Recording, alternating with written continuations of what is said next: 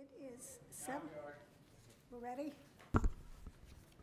It is 7:06 PM on March 12th, and I'm calling the Hamilton Planning Board meeting to order. The meeting is being recorded by HWCAM. I'll begin by taking roll, so when I call your name, would you please indicate that you're present? Pat Norton, Present. Jonathan Poor, Jonathan Poor, present. Bill Wheaton, Wheaton, present. Beth Herr, Present.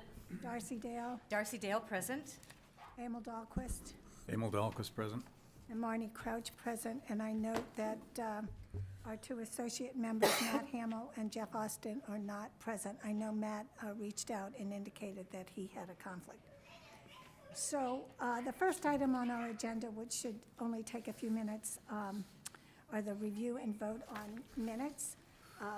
Is there any discussion with respect to the minutes? I did receive some edits from Darcy, and I have a number of very minor corrections to the minutes, and unless anyone has any additional corrections or matters that they want to discuss, we could entertain a vote. But I did have one question. So with respect to the minutes of February 4th, 2025, I wasn't able to double check this, but I know we took a vote about transmitting an email to Joe about the master plan and engaging a graphic designer to finish it. But my recollection is that, Mark, you indicated that we wait on that until you had an opportunity to work with Emil and maybe get it resolved. Is that correct? I think so, yep. So that's not reflected in the minutes. So, that was my recollection. I tried to find where that conversation was in the YouTube video, but I didn't have time to do it. And so I think maybe we better hold the minutes from February 4th and actually find what transpired and include that. And so is there any more discussion about the minutes? Yes, I have a substantive correction to make under the February 4th, 2025. Yeah? Item 2, land use application for the 650 Asbury Street.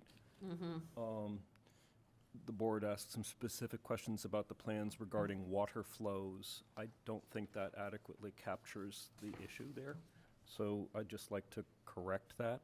I don't know whether you want me to write something or say it, and then I'll write it as a follow-up, but just to say it, the concern was to look at and examine the roof runoff and hillside runoff as it affected the building structure for the purpose of managing occupant safety and the durability of the building.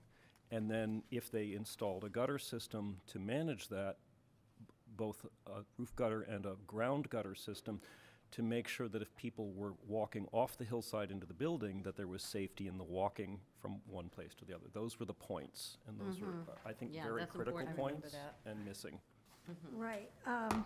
So I think we need to revisit the February 4th minutes at our next meeting. Okay, So I'll if you, draft something up. yeah, if you forward that, and I'll take the laboring war on the February 4th minutes and try and find the discussion where we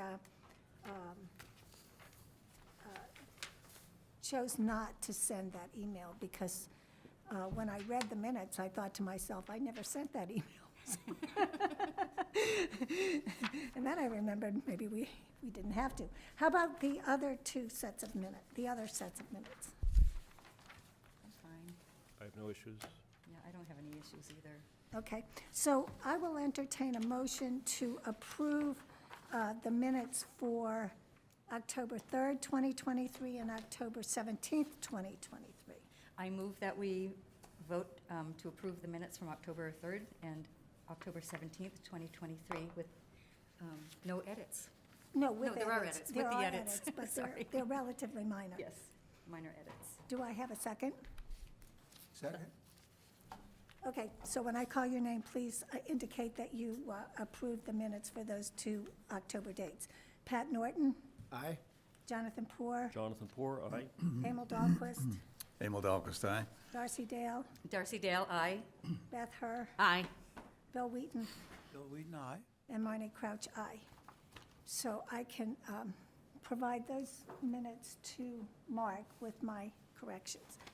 And then I will hold these somewhere so that I don't lose them. Okay. So, the next item on our agenda is the public notice of the various bylaw amendments that the planning board has proposed. Now, earlier today, I sent everyone a memorandum. I'm sorry, I apologize, an email. And I'll give you the backstory. So yesterday, Mark Connors and I, together with Corinne Kale, met to review both the public notice, the warrant, and our bylaws in light of this document, which is the Town of Hamilton zoning bylaw, which she has now confirmed is the accurate zoning bylaw. So the zoning bylaw that we initially used, which was the one that appeared on the town website, was remarkably inaccurate.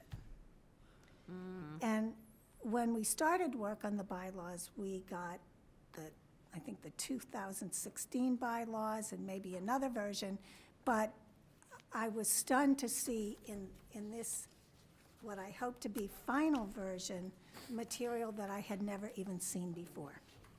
So, with that said, I will just attempt to review the issues with the notice of the public hearing.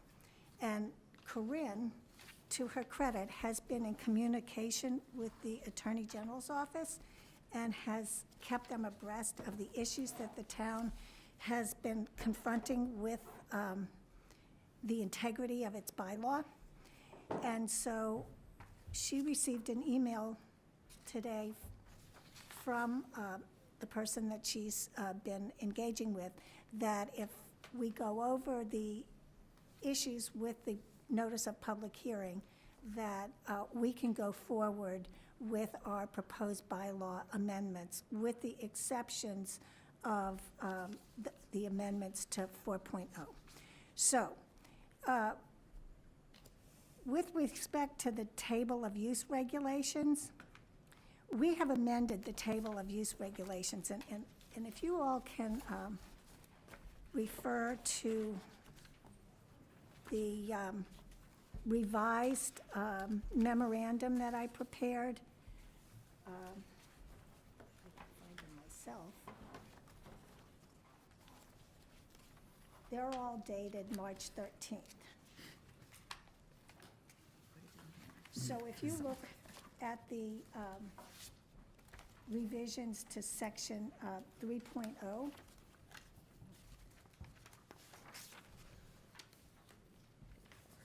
you will see the revised table of use regulations, including marijuana establishment.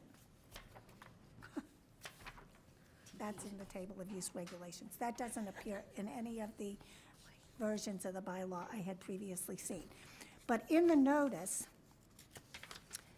we inadvertently referred to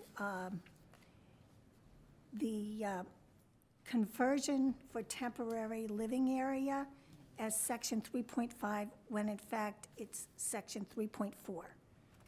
Now, the Attorney General's representative indicated that that typo should not compromise consideration of this bylaw amendment because it is a typo. We're intending to eliminate section 3.5, 3.4, which is in the table of use regulations referred to as conversion for temporary living, And in the section itself, it's referred to conversion for temporary additional living area, but in any event, that's being eliminated because if you recall, Rich Maloney indicated that it had never been used.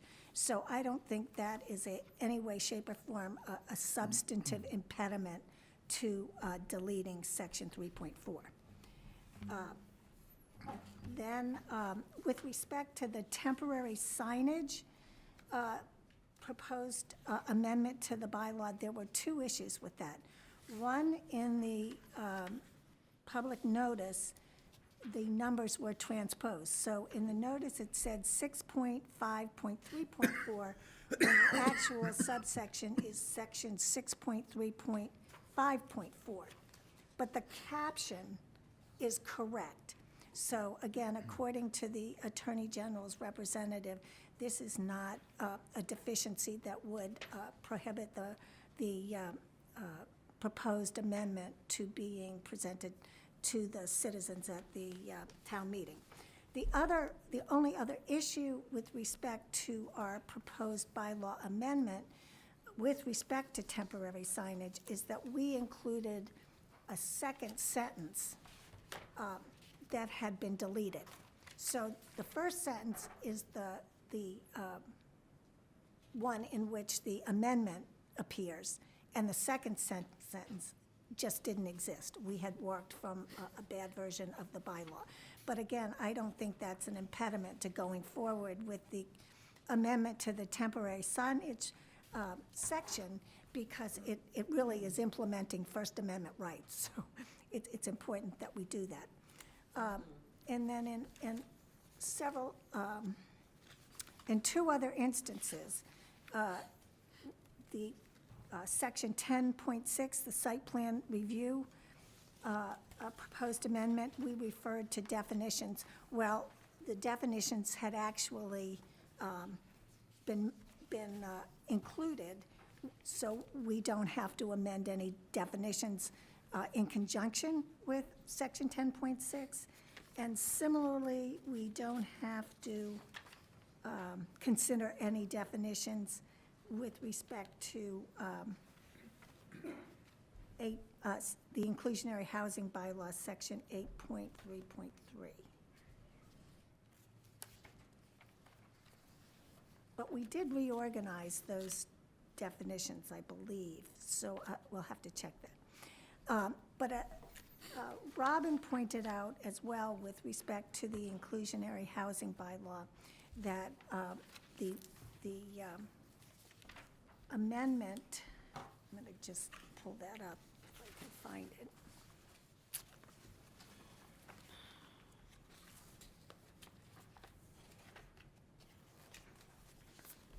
The amendment to one particular section,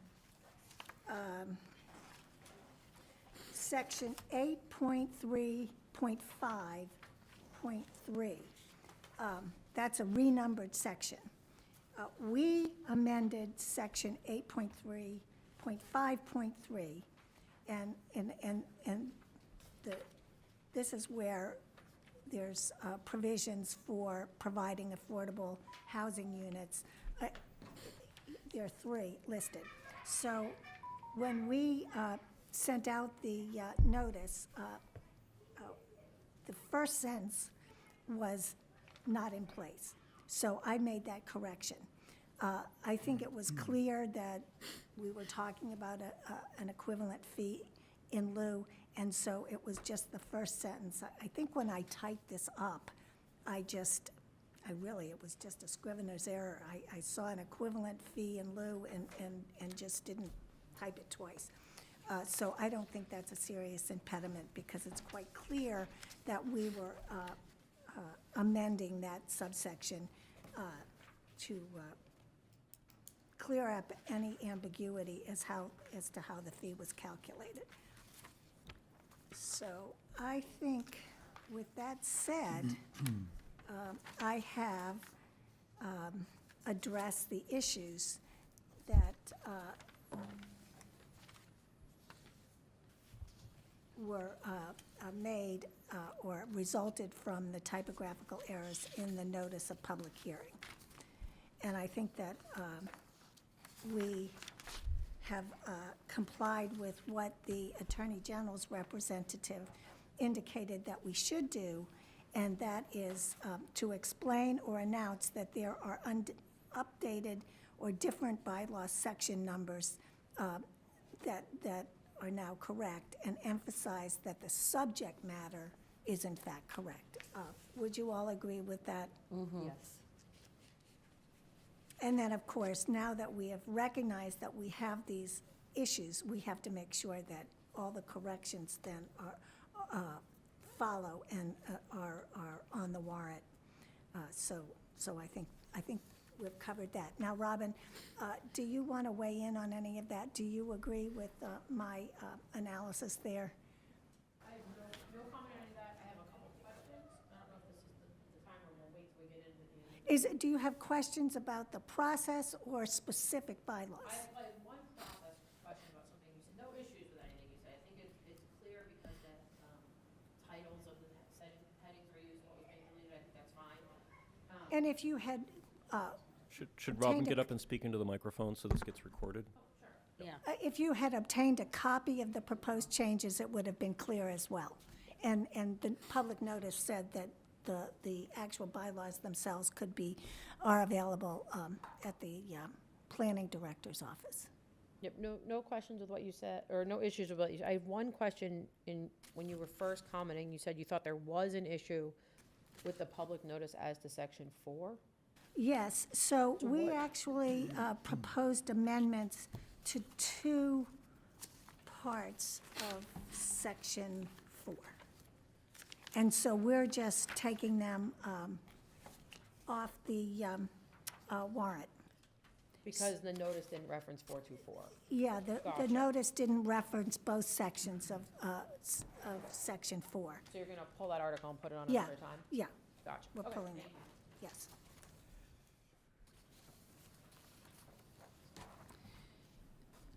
So, I suppose we could go through each of the, I know, one more thing. On the warrant requires a brief summary of the article. And I know in preparing memorandum that for the select board that they had at their meeting on Monday, I did provide summaries, but they were not brief. So my question is, who prepares the quote-unquote brief summary? And if that's the planning board, we have some work to do. It's hard to summarize changes, significant changes, like to section 3. There are a lot of changes. I think I would work with someone, probably you, Marnie, with the planning board. But when we do the public hearing notice, we try to include a brief summary of each amendment. So, Oh, okay. example, for the ADU bylaw change, the last 2 sentences. The purpose of this amendment is to permit accessory dwelling units by right on single-family residential properties, subject to certain requirements, to permit accessory dwelling units larger than 900 square feet by special permit only, and to eliminate obsolete sections of the bylaw. This amendment is necessitated in part by the state's passage of the Affordable Homes Act. You might start with that last part.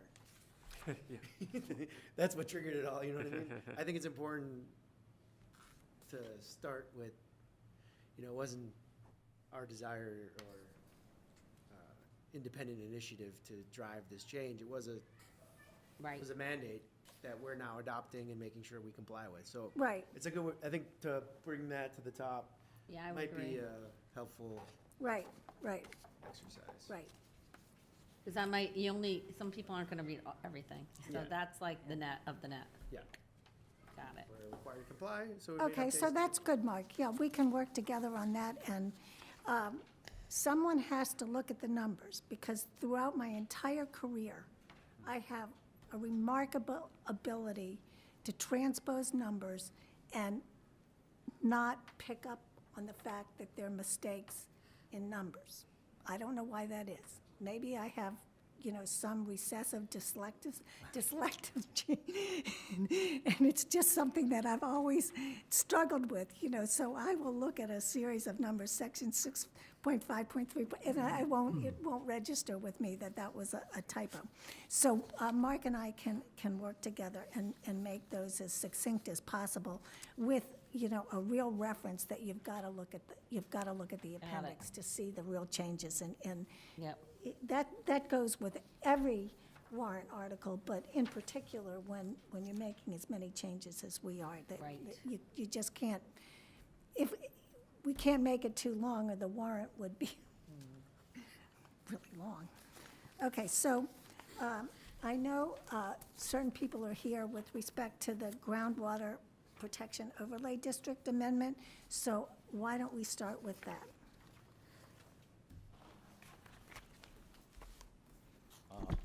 Marnie, I believe you have to open the public hearing. So, thank you, Rick. Mark, would you read the public hearing notice? Sure, it's a little lengthy, but I'll go through it. Notice is hereby provided that the Hamilton Planning Board will conduct a public hearing pursuant to Mass General Laws, Chapter 40A, Section 5, for consideration of the following proposed amendments to the Hamilton zoning bylaw. The public hearing will be held on Wednesday, March 12th, 2025, at 7 p.m. in the main meeting room of the Hamilton Wyndham Public Library. This hearing will be held in person with Zoom electronic login access provided as a courtesy. However, the meeting will not be terminated in the event that technological issues disrupt the Zoom broadcast. The Zoom meeting log information will be included on the meeting planning board agenda. Members of the public are invited to be heard regarding the following proposed zoning bylaw amendments under consideration by the planning board. The first one, to amend section 3.12, table of use regulations, to strike accessory apartment as a use, add accessory dwelling unit as a permitted use, and add large accessory dwelling unit as permitted by special permit by the planning board only. To delete, I'll note this was incorrect in the notice, section 3.5, that should have been section 3.4. Conversion for temporary living area in its entirety, to amend section 3.6, accessory apartment, by striking the section in its entirety and replacing it with a new section, accessory dwelling unit, and to amend section 11, definitions, to add new definitions specific to accessory dwelling units. The purpose of this amendment is to permit accessory dwelling units by right on single-family residential properties, subject to certain requirements, permit accessory dwelling units larger than 900 square feet by special permit only, and to eliminate obsolete sections of the bylaw. This amendment is necessitated in part by the state's passage of the Affordable Homes Act. The second amendment to amend section 4.12, table of dimensional requirements. The notice should have also referenced section 4.24 to clarify the minimum front yard requirement and to clarify the developments in the business district are subject to the site plan review by the planning board. The notice was incorrect. It says section 6.534. It should have said section 3.54, temporary signage, to clarify the requirements governing temporary signage. In section 11, definitions, to add definitions for gross floor area business and gross floor area residential. This amendment was recommended by the Hamilton Building Commissioner to add greater clarity to the zoning bylaw, to eliminate obsolete references in the bylaw. Third amendment, to amend section 8.3, inclusionary housing, by amending certain subsections to clarify and update the town's requirements related to the provision of affordable housing, particularly the calculation of the number of mandatory units in section 8.34, and the calculation of the equivalent fee in lieu of units in section 8.35, to add a provision providing that affordable units approved under the bylaw will be deed restricted in perpetuity in section 8.394, to eliminate obsolete references in this section of the bylaw, and to amend section 11.0 definitions by moving the definition to area median income so it appears under inclusionary housing, although as Martin noted that part of the amendment is no longer necessary. The fourth one, to amend section 9.1 groundwater protection overlay district, section 9.14 dimensional requirements, to change the requirement for a minimum 80,000 square foot lot area to require a minimum of 80,000 square feet per dwelling unit. The purpose of this amendment is to reduce development within proximity of drinking water supplies and recharge areas. And the fifth one, to amend section 10.6, site plan review, by striking that section in its entirety and replacing it with a new section under the same title. To amend section 11, definitions, to clarify the definition of site plan review, although as Marnie noted, that is not necessary any longer. The purpose of this amendment is to update and clarify the town's requirements for site plan review applications. The full text of the proposed zoning bylaw amendments may be reviewed at the town clerk's office, located at Papton Homestead, 650 Asbury Street in Hamilton during regular business hours, or by visiting the Hamilton Planning Board website. And the link is provided. Thanks, Rick.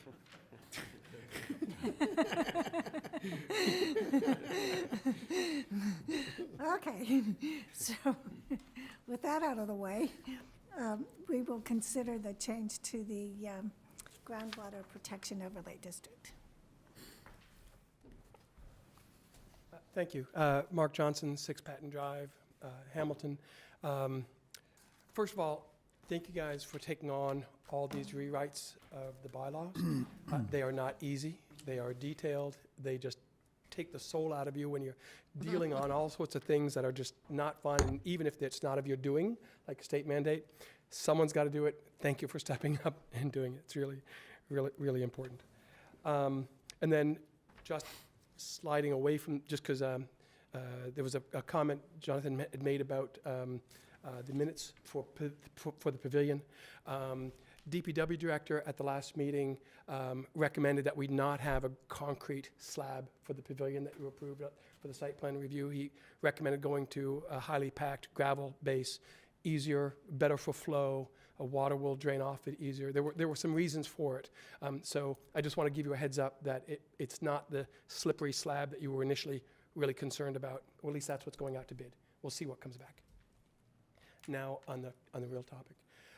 We spent a lot of time, years ago after the 2002 master plan, and then we spent a few years, 2004, 2006, really in the trenches revising our bylaws to try to implement all the things that the master plan had called for, whether it was inclusionary housing, commercial overlay districts, and so on, each of the pieces. And along the way, we realized that some formulas dealt with more density. And when we dealt with more density, we were trying to figure out how do we do that in a septic, in an area that only has septic and has no intention of doing sewer.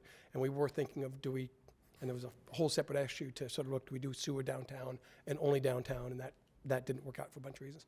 But during that process, we spoke extensively about building lot versus dwelling unit in our meetings as we talked through what would qualify, what wouldn't qualify.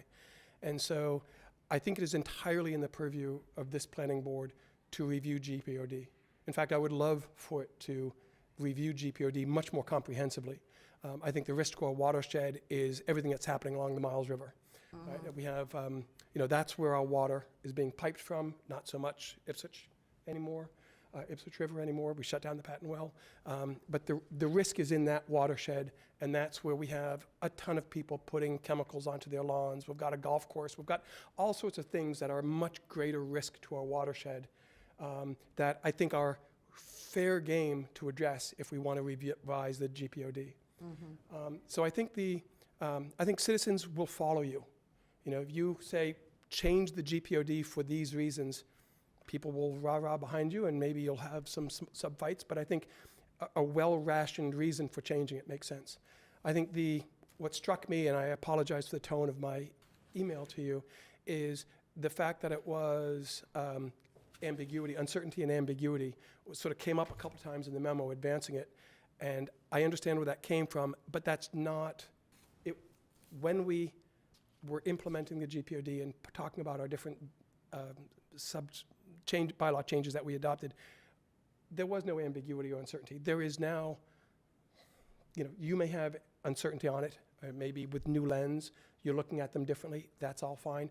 But I don't think that's the reason for changing the bylaw. I think the reason for changing the GPOD bylaw is you see something that's flawed, there's a risk to our watershed, and you want to fix it. You make the case, this is what's flawed, this is how it's fixed, and that's there. I don't think fixing building lot for dwelling unit is enough of a reason to fix and protect our watershed. It is an anti-development stage. It basically sort of cuts down the pools of properties that could qualify for some of our special permits. And that may be a good goal, and it's within your purview to amend our bylaws to make development more tight. That's also completely in your control, and something that the community might embrace. But one's not complicated to the other. So I would highly recommend that you pull the GPOD change for now, and then maybe in the fall, make the point and the case as to why you want to change the GPOD, what is dangerous or what is not safe to a watershed now about it. And then if dwelling unit is the answer, great, but I don't think it is. And so that's my point. And I trust you guys to come up with whatever the right answer is. Well, I appreciate your comments, and I will say that we have talked about amending the entire GPOD, but of course, we didn't have the wherewithal to do it in the time that we started looking at these bylaws. Because I know at one point, Jonathan, I think it was Jonathan mentioned, there's a lot of advancement in wastewater treatment systems, and I think Pat Norton can speak to that. Absolutely. But we did want to take some steps immediately to try and address this issue. So I don't know But if any other. I'd like to go back a little bit for a little more context, but I do appreciate your comments, and I agree with the points that the entire bylaw should be revisited, and it should be revisited in a methodical way using latest technology, proper consultants, so that it's vetted in a way that meets contemporary needs and technology. Absolutely agreed. And what's interesting here is the theme of most of these bylaw corrections, other than things that are mandated by the state, are kind of errors or inadvertent errors. And I'd just like to go through a little bit of the history of this, and my perception is this falls in that same category. So here we go. So I had a colleague, and many of you may have known him, Dave Thompson, prominent engineer in town, prominent in town activities. And his company, Halley Aldridge, did the original GPOD study and developed the form for the bylaw. So Dave was very intimately involved in this and invested in it. And I spent a good deal of time with him before he passed, and he shared with me quite a few documents around this. And what's, I think, unfortunate is the term ambiguity came up in past discussions and came up in this discussion. I think that's the wrong word.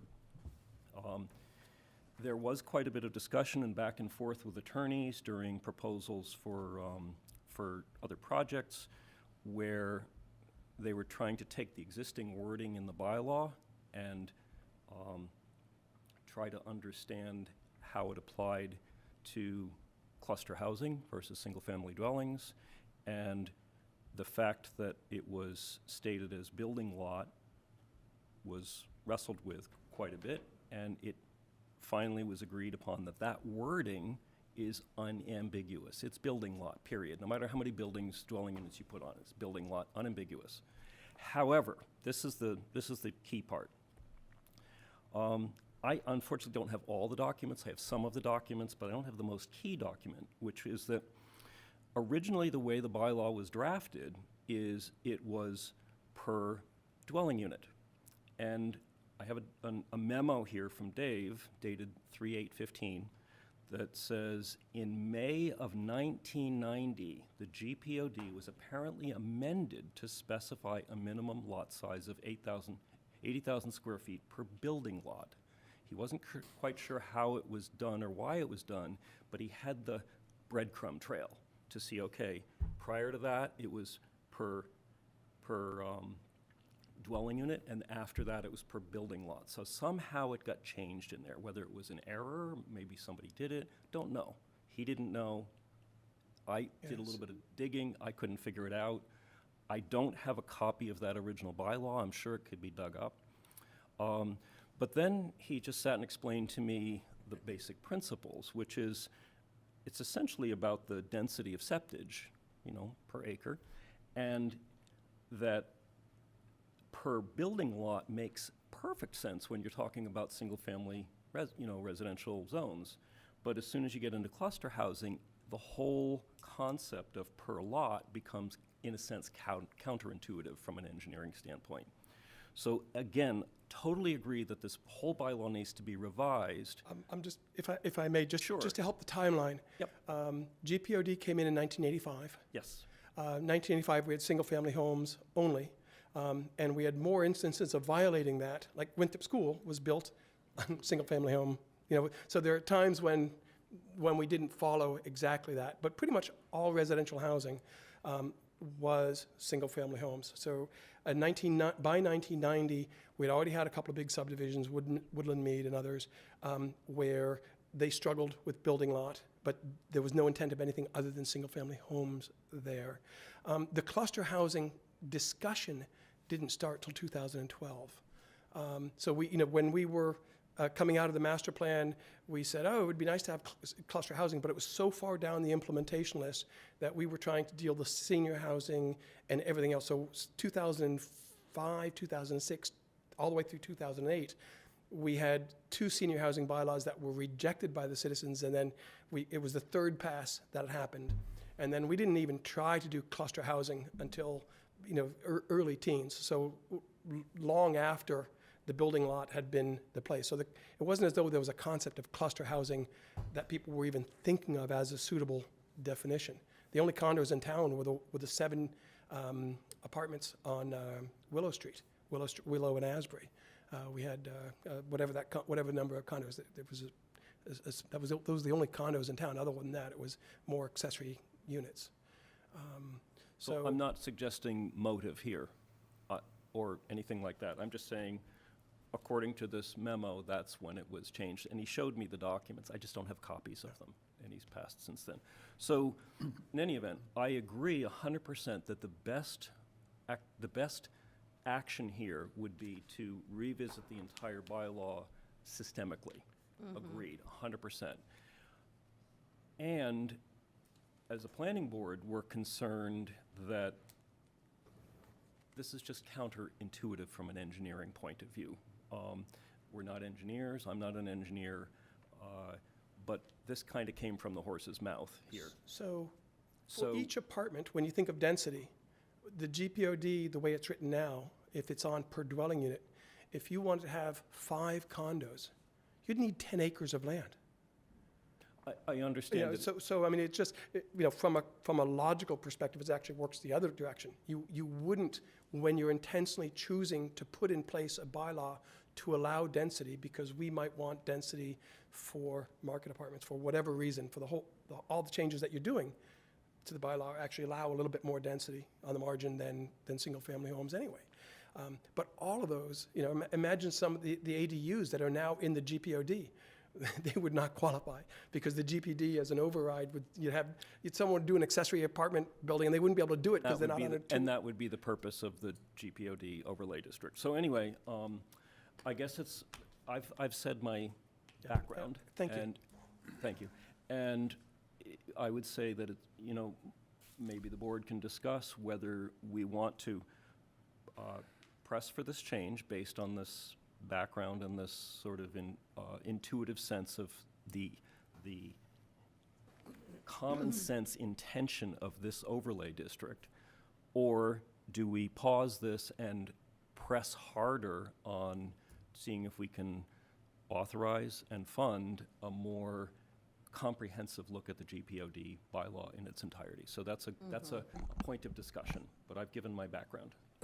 I think I know, I don't want to take my comments about the Ipswich River watershed, You know what, Association. if you can briefly, but it's Maybe- relevant in this topic. yes, and I was going to say that to you, Yeah. and we didn't have an opportunity. I mean, this might be a chance just to very, very briefly It's super brief.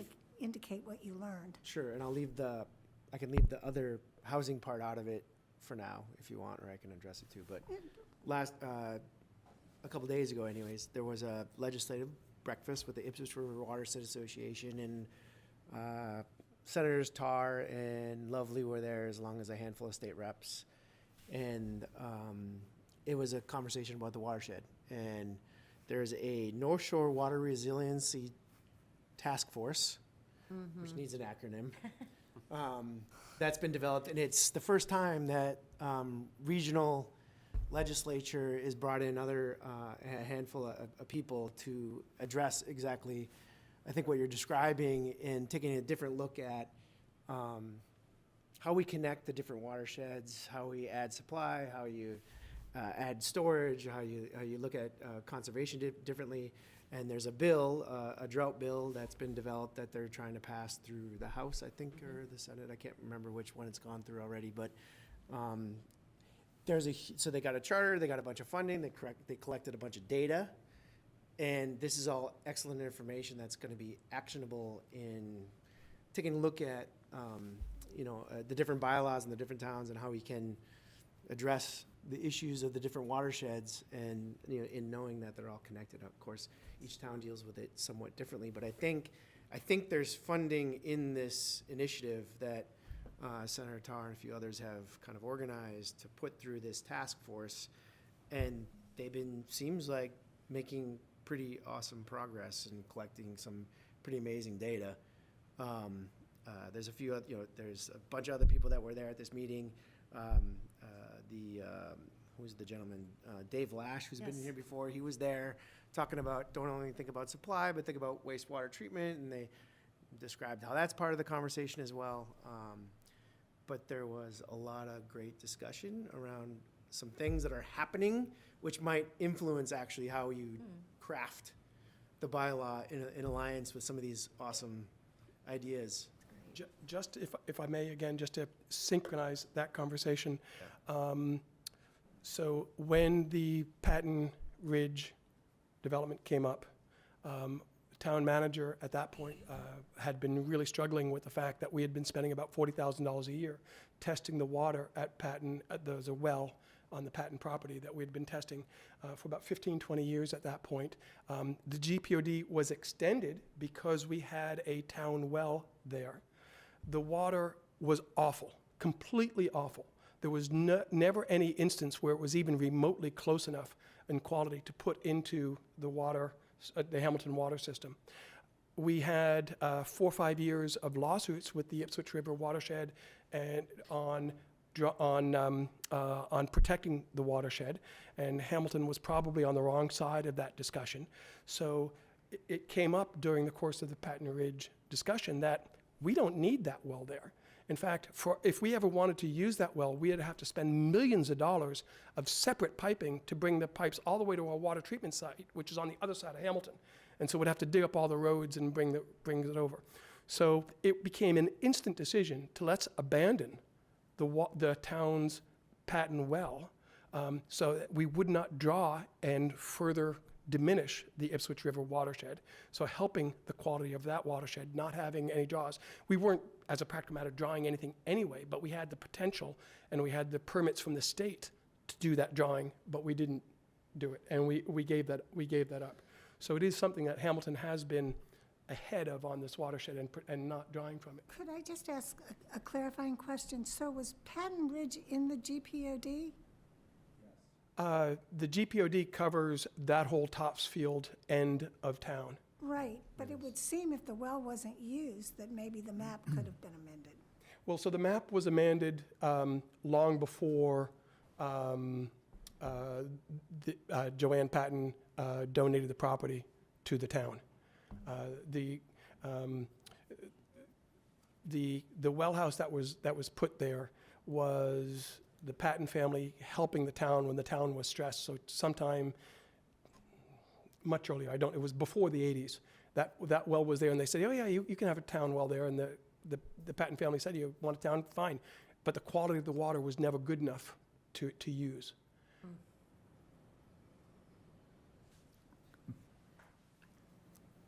So is there any other comments with respect to this? Oh, Yeah, Rick Mitchell, 36 Rock Maple Ave. Nice to be back. Now I'm on the other side of the table, so thank you for allowing me to speak. Yeah, there's a lot of history that goes with this discussion, and that lot changed from what Mr. Aldrich might have liked. During planning board discussions that were before my time with Peter Britton and Peter Clark, and they wanted to have in the GPOD lots at least 80,000 square feet, because their thought, don't ask me why, but that their logic at the time was that you could potentially build a house on that lot and have a septic system and drill your own well, and therefore alleviating the pressure on the town's water system. Well, it's all straws drinking from the same aquifer, so it was kind of flawed thinking at the time. But, the history is there, and there was a lot of thought given to whether it was accurate or not, given to that discussion. And as Mark provided to you, the discussion got very heated when Canterbrook was being discussed, because the neighbors, and including the Ipswich Watershed Association, was testifying that this was going to ruin the Ipswich watershed. You're going to have 23, 30 units built on what was the horse farm there.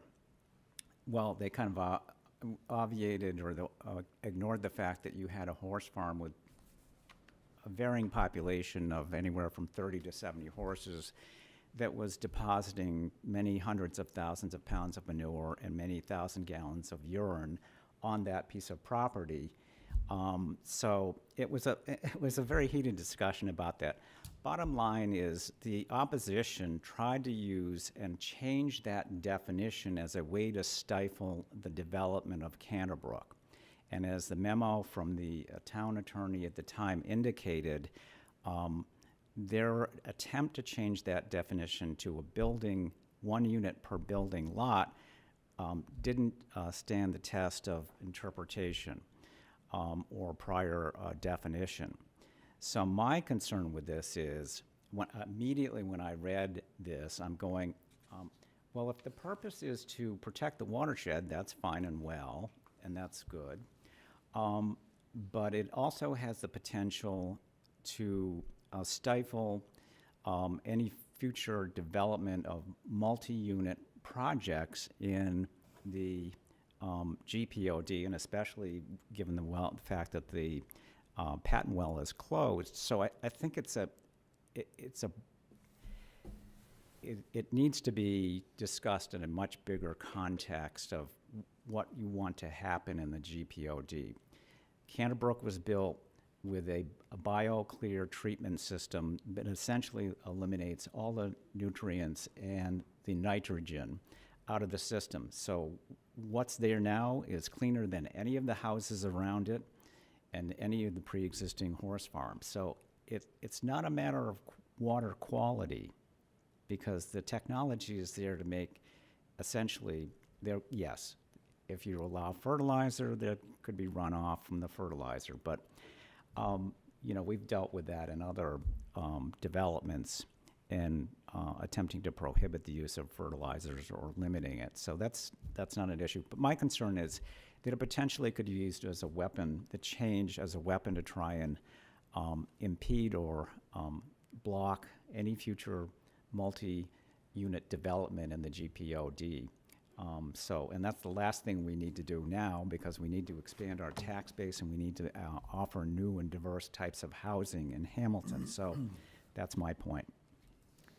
Yes, unfortunately, I think I'm correct that if we were to amend the GPOD along the lines that you say, you would want a requirement in the bylaw to have the kind of wastewater treatment plant that exists at Canterbrook. I mean, that was voluntary, but, if you were going to have that kind of dense development in the GPOD, it should be tied to the state-of-the-art technology. I would agree. And it's not there now, which is the genesis of our very, kind of shorthand fix. Right. Before we can address the much larger picture. Actually, with the Canterbrook development, I'm not sure, I can't remember with the Patton Ridge, It was a special permit under the senior housing bylaw, and we required it. You know, we said, that became a big issue, and, you know, with the potential pollution, and the developer volunteered. He said, we'll put in a BioClear system that essentially will remove all the potential harmful nutrients that could be flowing into the watershed. So in that case, it worked, but I agree it would be smart. Do it in a whole, what's the word I want? Holistic. What's the word? Holistic is. what you Holistic, said. thank you. That's what you said. Holistic, rather than this small word change that has potential implications that you might not have think about. So I think both Mark and I support looking at this in its entirety, but I'm just concerned that just a word change could have unintended consequences. So I would urge you to not bring this up now until you've had time to think about this in a comprehensive way and what all those word changes and additions you might want to make make it clear and understandable why and what you're trying to accomplish. I just have one sort of ribbon to tie around that for myself, which is I agree with the point that, and to me this is a correction, not a change. Looking at this historically, and this is coming from the engineer whose company generated this, and it didn't have an agenda at the time. It was just you know, being generated as a bylaw. Definitely out of date, and so again, I offer it as a question for discussion, not me pressing for a particular outcome. But I would agree that getting this back to how it was originally drafted is more stringent than if you had a comprehensive update to the bylaw with, you know, up-to-date engineering standards and whatnot. However, the flip side of that, I feel concerned, and again, when I was talking to Dave about this, he didn't have a horse in any race here. It was just engineering principles we were talking about. And not changing it leaves, I think, the town more vulnerable. So again, it's a question, which is a better tack here to get this thing back in the form it was originally drafted in from an engineering point of view, not a political point of view, or wait and do this comprehensively? It's a question. I would like to chime in here for a minute. A lot of other people have talked. I don't see why we can't do both. That is to say, we regard the word change as a fix, and it makes perfect sense. I think it's the lesser of two evils. I would sort of agree with that idea, but that we also, you know, put it on our agenda to think about ways of redrafting the GPOD so that it allows higher density, but with the caveat, with the requirement that that involved, you know, significant treatment efforts, which you wouldn't have for individual houses. There's nothing sort of mutually exclusive between these two. We fix it now, and then we have an agenda to rewrite the GPOD over the next couple of years. Maybe there'll be funding then. Maybe we'll want to do it in conjunction with something regarding 3A, which, I think we should do both. I'm I'd like going to to- chime in here. I think that would be a real mistake. And That's your opinion, no, okay? that's right. It is my opinion. And I have a long and sordid history with the planning board, with Canterbrook, and with Patton Ridge. And it resulted in many heated, very contentious discussions with the public and board members. And we brought in legal counsel to clarify that issue. And there was no ifs, ands, or buts about it.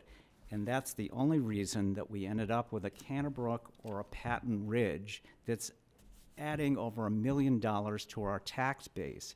And the opposition to those developments tried to use that word that you want to change to sink those developments.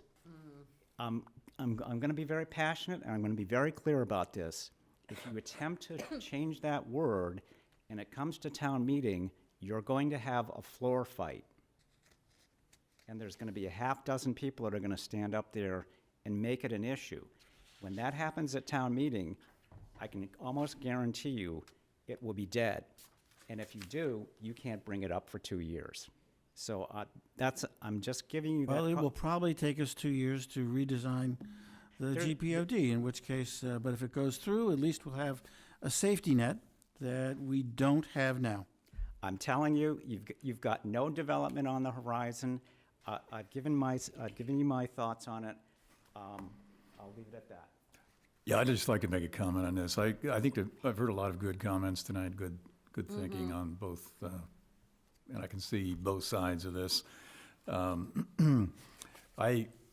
agree with Bill in this case. I think there has to be a default position, because I think what the law now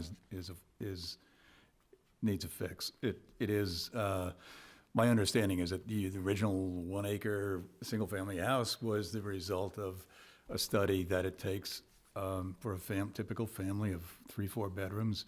It takes about an acre for a good septic system in the ground.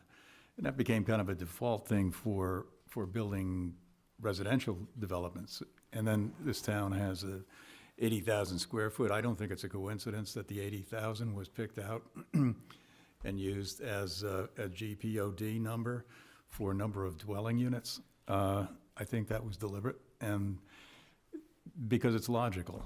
So I think we do need to fix the whole thing. If there are to be changes, we're going to need some people with more firepower than we have, on this board to take care of that. So I think as a default, until that time, even if it takes 2 years, I think as a default to prevent, because there are 3A projects that could pop up anywhere in town. That's actually why I'm back up again. So Well, let me just There are- wrap up.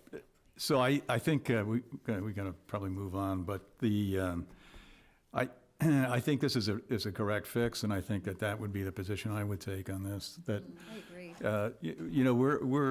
we're decades behind the technology, but until something is codified, something is put in the code that says if you have multifamily living, or and you're going to use the ground as the as the wastewater treatment, then there has to be a provision in there for different quality levels of, a septic system that takes place, not just Title V. So I don't,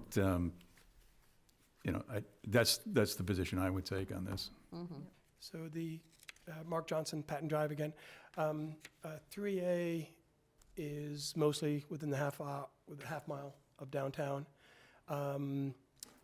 We don't have a GPOD in that area. Well, there'll be remote sites. So, There are remote sites where it will be used. So yeah.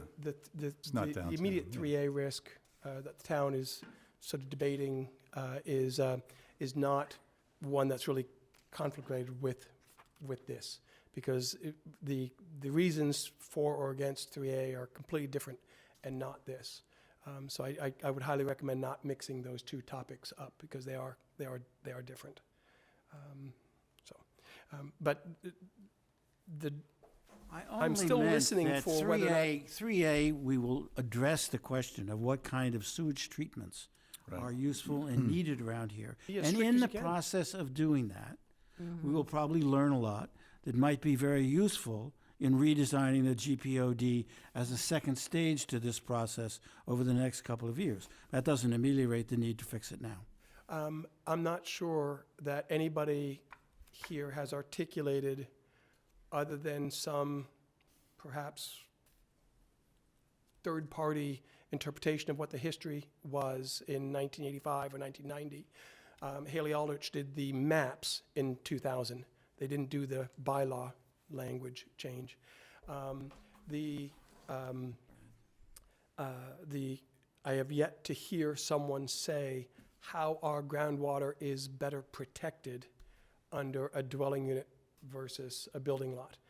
You all passionately, or several of you passionately feel that way, but I haven't heard anybody tell us in what way that protects our groundwater. gonna take And time. it's an The anti-development original choice. engineer. It's a simple septage per acre There you go. measurement. It's common sense. If you put a bunch of houses. It's common together- sense, and I believe Jonathan was right, that the original engineering study came up with that idea. It was dwelling unit, and somehow it morphed over the years to lot, and the original engineering said, no, it really should be dwelling unit. So It's as simple as that's expert Simple enough as for that. me. Very Okay, simple. I think, Robin we- has I think something to say, we I do think. have to move on, but Robin, you, I have a clarification question. I just want to make sure the language, so I obviously had the draft warrant that I looked at as well. And knowing that there's some discrepancies with the bylaw itself. So the draft warrant I saw had the phrase "for a building lot" twice, but I think it's only once in the warrant. And I just wanted to make sure that's accurate so that we're striking it, but then it's not going to appear again. So I just want to confirm that current section 914, is what we sent to the, so I just want to confirm that it reads, regardless of the minimum lot size of the underlying zone, there shall be a minimum lot area of 80,000 square feet for a building lot in the GPOD. You're proposing to strike "for a building lot" and add "per dwelling unit," correct? yes, it Okay, it so should, the version I saw on the warrant just said "for a building lot" twice, and I wanted to make sure that it didn't get reinserted incidentally, so. Will that apply to accessory units? So, and that's the other thing that I wanted to add. I don't know that you'll be able to apply the 80,000 to ADUs. There's language in the EOHLC regulations about not having increased essentially lot area requirements for an ADU. And so I can't say you will or won't, but I would have concerns that that would be subject to challenge if you tried to apply it to an ADU. Uncertainty. Right. Will be. I believe- And that goes, Yeah. you know, to the EOHLC That'll regs. be- And Mark and I had talked about it a little bit. That'll be challenged for sure. You know, yeah. it may be something you want to address directly, but there's language in the EOHLC regulations about not having lot area requirements for ADUs, and we're reading those as meeting. It's as of additional. right, yeah. So I did want to mention that because I heard it as part of the conversation, just so you're clear on that issue. I think the revised AD regulations say we can't have a stricter density than we have for single families. And you get a new lot. yeah, this actually, I think,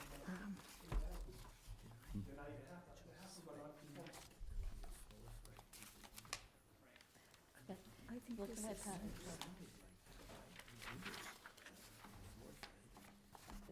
You know when all these come in? Right after Mark, the. just a you don't- process you question already for you did. as well. this should come out probably. Do you Yes, see what I was talking about on that? yes, I do, and I think that second building We'll lot cross has that to out. come out, Okay, yeah. yep. Just a process question. I didn't know if you guys wanted to vote your recommendation on each one as you go, or if you're going to vote all at the end, how it was more clear. I think that we'll probably vote on this one, because this is the only one where we had any public Yeah. input, and the remainder we can do as a group. You might, More of a process question. I don't. Yeah. So we lost our audience, but we still should probably take a vote as to whether or not we want to consider the remarks made by Rick Mitchell and Mark Johnson. So I will entertain a motion to keep the bylaw amendment on the warrant. And I think we can't put on the warrant with the understanding that we will address the GPOD holistically to. Right, no, we just. But we will, correct and it. we, but We we can't do will, and that. we should. We can't And do there'll that. be I know many that. other occasions as we debate 3A where we'll learn a lot and we should do it. That's fine. Get pinky swear. But I think it's worthwhile recognizing the advancements in technology in the GPOD and making accommodation for that. So we can take a look at it. I mean, we have someone with some expertise who can, you know, at our next meeting, have a first draft of a revised GPOD. right? Well, I do feel like, and there was an understanding that this task force would provide those resources and give the Board of Health Oh, well, also there's some a- tools. Okay? Yeah, Also give the Board of Health some tools with, you know, how people Yeah. try to request or register new wells and things like that. So I think there's a lot of good governance or guidelines that come out of this process. And probably some, you know, physical engineering changes that get made. You know, whether to be bringing in some MWRA resources or, you know, different ways of looking at how we dispose of wastewater too, so, Right. and stormwater, Okay, good. so. Let's go to a vote. So do I have a motion? Oh, sure. One quick thing on that, just as from a process perspective as well. Part of the point of a 48-5 hearing is to make your report of recommendations to town meeting.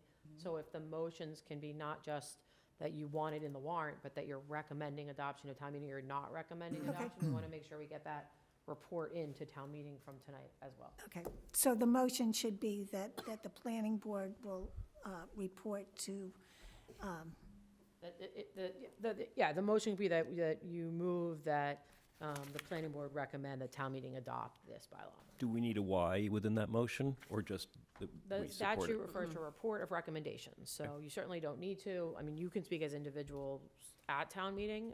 You can put more in if you want, but it's not just that you want to see it, you're not just saying to the selectmen, we want to see it on the warrant, but you're actually telling town meeting what you think they should do about it. right.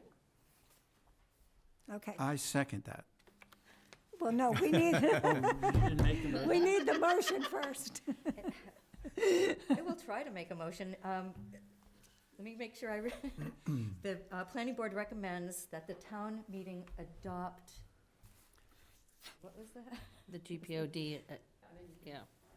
Gotta name the section. You can just say that the planning board recommends that the town meeting take favorable action, or that the town meeting amend the bylaws, set forth in the warrant or as proposed. The bottom line is you just want to be having an official vote of the board to give guidance to town meeting. Okay, let's think about this for a minute.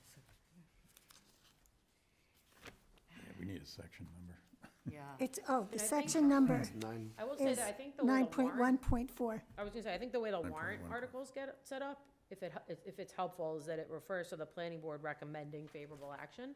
So you could say, I entertain a motion that the planning board recommend favorable action on Should we- the groundwater protection overlay district amendment. It's probably good enough. Right, Okay, I'm going to, the planning board recommends that the town meeting adopt the, Favorable position. favorable position, thank you, on the 9.1.4, Which is the groundwater. GPOD. Yeah. do I have a I second? second that. Okay, so when I call your name, would you please indicate whether you agree with that motion? Pat Norton, Pat Norton, aye. Jonathan Poor, Jonathan Poor, aye. Emil Dahlquist, Emil Dahlquist, aye. Darcy Dale, Darcy Dale, aye. Beth Herr, Aye.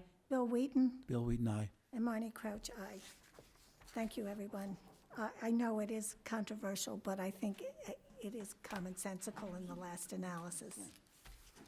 Okay, so I think that the next, and please, for the warrant, I think that, again, the way this article should read is, regardless of the minimum lot size of the underlying zone, there shall be a minimum lot area of 80,000 square feet per dwelling unit in the GPOD. So we have to correct some of the language in this warrant article. So, the next bylaw I want to address is 10.6, because You want to go through each one of these and we'll make a motion, Should really do I think with, as opposed to lumping them together? yeah, maybe with 10.6, because apparently, I apologize, Robin did not have the benefit of that bylaw amendment, and so when I was at the select board meeting on Monday, I was confronted with all the comments she had to 10.6, and I was frankly not, I was surprised, but I was not able to address them. So I think we need to go through Robin's comments to 10.6, and I hope I can find in all my papers where that might be. Mark, did you print that? You did print them out, right?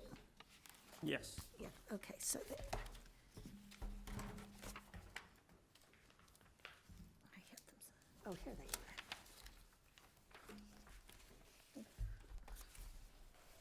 Towards the very end of the document. Right. Yep.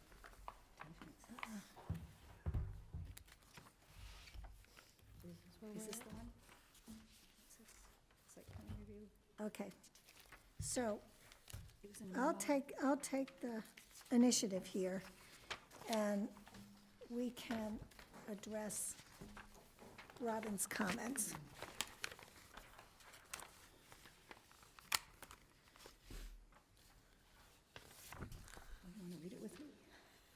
Okay, so the first Okay, yep.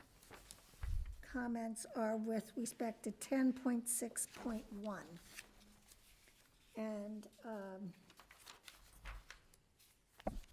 for the most part, Robin, the language in 10.6.1, while it's reorganized a little bit, the language tracks what's in the existing bylaw. And I recognize that some of this is in the existing bylaw. I actually don't think my comments are that extensive. They're mostly just comments more than, you know, recommended changes even. But when you do a strike and replace, the Attorney General does look at the whole thing.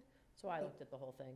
And, you know, sometimes it's an opportunity to clean some Fix things up. things, yeah. or No, what so- have you. So, not, you know, No, I'm not criticizing you, and you made some really maybe stylistic changes. So with respect to that first section, I accept your changes by deleting town and deleting consideration and replacing it with planning board and input. And then, where, I'm not looking at, let's see. 10.6. Oh, there you go, sorry. 10.6.1.1. Yep, I got it. It was a little, it was hard to read on my copy. Should have printed it in color. okay, so I'm going to put okay on that one unless anybody has a problem. It's okay. And then the second one, you had a comment, what does this mean? Demonstrate compliance. So no, you skip, well, You skipped- you my skipped one on comment number two, two. which is really just a comment. Number You can two is- skip it, What did I skip? Number 2, which you can skip. It was the just a purpose is comment. to provide a mechanism. Yeah, she said this must be applied consistent with the non-discre, That's all. it was just, it's just a statement. We don't have to change it, right? No, it's just a comment. Yeah. Yeah, that seemed okay to me. Okay, Yeah. so we had the applicant has to demonstrate compliance, and you say, what does this mean? Do you have any other language that you would? Well, I wanted just to, I felt like perhaps I needed clarification, and that was kind of my second question there was, by demonstrate compliance, are you saying they should have approvals in hand from other boards? Or is the planning board gonna be in a position of having to weigh in on that compliance? I thought it needed a little, maybe just process clarification. Cause again, you're talking about, you know, doing a pre-review conference. So I guess I'm asking what you intend that to mean.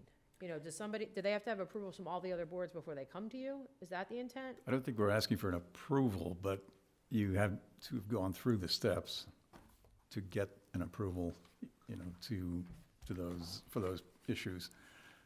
Yeah, I mean, for example, I think we said if applicable. So if an applicant had to have a stormwater management permit, we would want to see that in conjunction with site plan review. So, and that's why I was asking, Yeah. if you wanted it to be that, you know, the site plan won't be considered until the applicant has the other approvals in hand? Or it's a conversation that they have with you to say, well, we think we can get that? That's why I'm asking. so that people know what they need to do. Yeah, Yeah, no, couldn't it's a it, good couldn't it be point. clarified so that it can't be voted on until, or, you know, closed until You could it's say acted upon. That would acted probably upon? clear it up. Yeah, Could be, that could clear it it can't up. be acted Yeah. upon until Okay. you demonstrate approvals, and that's sort of a standard thing in board Yeah. processes. Yeah. But Right, so I we'll just agree, that's change- missing. We'll Yeah. just change consider to acted upon, and I think that clears up my question. Yeah. That's helpful. Perfect, Makes sense. okay? Next, the pre-application conference, and I have to say that select board and the town manager viewed this as extremely onerous. So from the planning board's perspective, this pre-application conference is not onerous. It's actually going to save the applicant a significant amount of money if they come before the planning board with a concept plan. They don't have to come with all their experts and engineers. They have to come and say, this is what we're thinking. And have some idea of what they're going to do. But before they undertake all the engineering and all this, expense, talk to the planning board, and maybe we can work through any issues and save you a lot of money. So that's the intent here. We could clarify that and Yeah, say if that we you have we a- don't need any engineering, we don't need your consultants, we just need the Right. basic concept. Yeah, I mean, you might want to soften it a bit. I mean, again, these are policy decisions, really, my note is more that I think it's unusual, given the non-discretionary nature of site plan, to see a mandatory pre-application conference. Certainly folks can always come in and talk to the board, but given what site plan review is for and the non-discretionary nature, it's not a special permit, it's not a large project, the board's level of review is more limited. I'm just noting it to you because if it was applied in a way, where it was almost turning applications into special permits, I could see you getting some pushback. Oh, well, they're it's that- non-binding. I mean, it's like it's just a discussion. It's coming in. We could certainly clarify that. Yeah, I mean, it says it shall be required. It had a certain mandatoriness to it, but again, I think to Jonathan's point, I mean, you could say it's Acted upon. recommended or, I'm not necessarily You know, it has saying a it's filing recommended. fee. I'm suggesting it should be required, but we could clarify the fact that it doesn't need to be a fully engineered proposal. It just needs to be a rough concept. Isn't that in the next section? It's in the too? next section, Yeah, what's It required. says all that, minimum Yeah. pre-application conference materials, This- So site then, plan, yeah, which is yeah. conceptual, This- blah, blah, it blah, blah. requires a filing fee. It's a mandatory conference. Again, they're policy decisions for you. I'm just noting it's unusual in site plan and noting that to be cautious in how it's applied, because if it kind of crosses a line into turning site plan into something overly onerous or discretionary, you might get The- some pushback. Yeah, the whole purpose on this is to switch from an adversarial relationship where you have to come here, so we're going to approve it. Change that to a collaborative one. That's the whole purpose on this, is to kind of loosen up and let people, And maybe that could be Less reflected in formal. the wording. less formal. Right, Yeah. I was thinking that too. Yeah, so, I mean, I get that. I do think C, And when he says onerous, I'm not sure, does he mean it's expensive? I For a can't developer? speak for- No, I know, but, I can't, I I can't just- speak what someone else meant. For me, seeing or it's another kind of, step. 2 trips to the board for a site plan is unusual. And These, so, these developers are used to that. I don't, Not- I Not don't always a mean two developer nights. for site plan, though, is it? well, no, for abbreviated ones, no. and even, I will say, if you look at C, and again, I don't have a position on this, but when I read C, it reads to me like that's a good amount of information. So, Yeah, it does seem like folks do need to put a good amount in to even get to the pre-application conference. And at that point, somebody might say, why can't I just come in for my site plan? Like, why do I have to come twice, right? I'm not saying you can't do it. I'm just cautioning that if it gets applied in a way that yeah. is turning what's supposed to be a non-discretionary process. This is into something that's something encouraged. heavy-handed. It doesn't have to be mandatory. I don't think you could demand somebody to do it. If they don't want to go, they Right, don't. Let's Shall be just, required. let's I just. know, we could let's change just that word. I'm change okay with that Shall because, be required to it's- but it's- strongly encouraged. do that. yeah, I think, And you could even add some wording in there, Encouraged because, because, yeah, Yeah. so that the Sure. planning board Yeah. can right. can guide it to, potential success or something to that effect. I mean, in my work, we ask for them, even if they're not, Yeah. if they're not suggested. We go make them happen, because for us, it saves time. You can read the room. Right. You can figure out what the policies are. You can Have see what the questions. tripping points are. It's a must in my world. you could say to Right. streamline the And- process. And in my world, we're able to permit the unpermittable by following that process. I'm not advocating against it. I'm just letting Yeah. you know it's unusual in what I see and Yep. why I think it's unusual. Sure, but I Um, think we could temper the wording so it's Sure. more positive. Okay, One let's, question.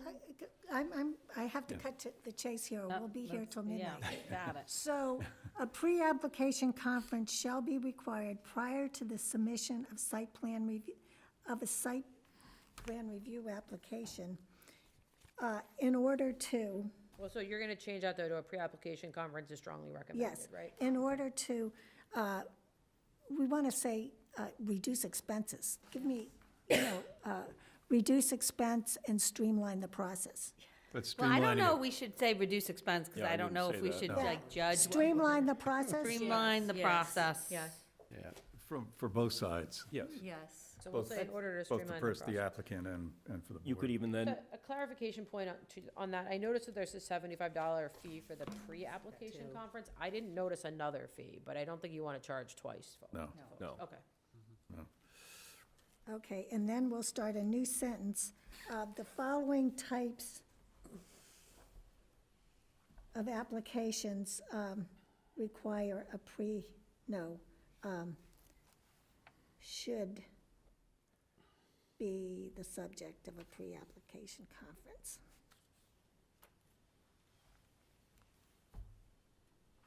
Okay, I'd be in favor of even softening the language further, saying a pre-application process is made available to help streamline do all the things in the benefit. And I almost think that a guideline document that you guys were describing, at Rich's disposal to help folks when pulling, whatever documents they need to apply, is a lot more helpful. I'll just say Then any of that. encouraged. Yeah. That Yeah, I kind of think- is And available, to encouraged. temper it even further, you could say prior to engaging consultants. You're looking for the concept, you're looking for the first move. Are you sailing the ship north or south? North might be perfect, south might stink. And I that's don't- where you're trying to help I don't them. know that folks can do C without hiring consultants. Yeah. I mean, you're talking topographies and Yeah. elevations. Yes, way. right. So, I mean, again, I leave it to you, The but. point is early on, before you've calcified the project into a direction that you can't change. Right. That's the point. Maybe they might And- even decide they don't want to do it when they find out what's involved. They might decide, well, You could also say in number 2, instead of saying like at a minimum, these are required, you could say, these following documents are helpful in support of us, making it known that it's even more helpful if you come with these things. If you don't, then we're open to a discussion without them. right. Okay, so Yeah. just, because I know Mark's trying to write this down to make changes and Marnie is as well. I have that you're going to change 10.6.3 to say that a pre-application process is strongly recommended in order. Just encouraged. Is Just encouraged. Oh, so now, okay, we're just encouraged. Okay, so a pre-application conference is encouraged in order to streamline the process prior to the submission of the site plan application for the following types of applications. And then when you go down into where it says pre-application conference, I think you have to take out mandatory. So it says pre-application conference shall not be required for any, well, again, I mean, you might. Yep. You might want to just take that sentence out because now it's not required at all. Yeah. So you may want to just strike that sentence and then say, I mean, you might want to, I don't know, you might want to cut this whole paragraph because it really changes the tone when you're saying, applications eligible for a review site plan are not required, but nothing's required now, right? Yeah. So maybe you just take out that whole sentence that starts with a pre-application conference because it seems. At the bottom of that page, oh, you're. Right above 1. Yeah, the paragraph that starts, a pre-application conference shall not be required for any other applications. Otherwise Seems almost like qualified. that whole paragraph can go. Okay. Yeah, and because then it- just give a purpose after that. yeah. And then you can just say, yeah, the purpose.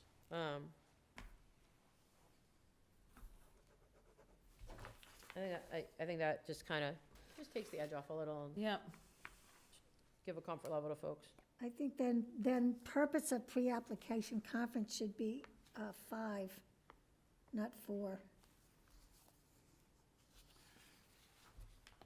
here it Where was, am I? I'm four. oh, Yeah, well, it was 1, 2, And you this have should four, be no, yeah, it should be 6. 5. And 3 should be 6. And then 7.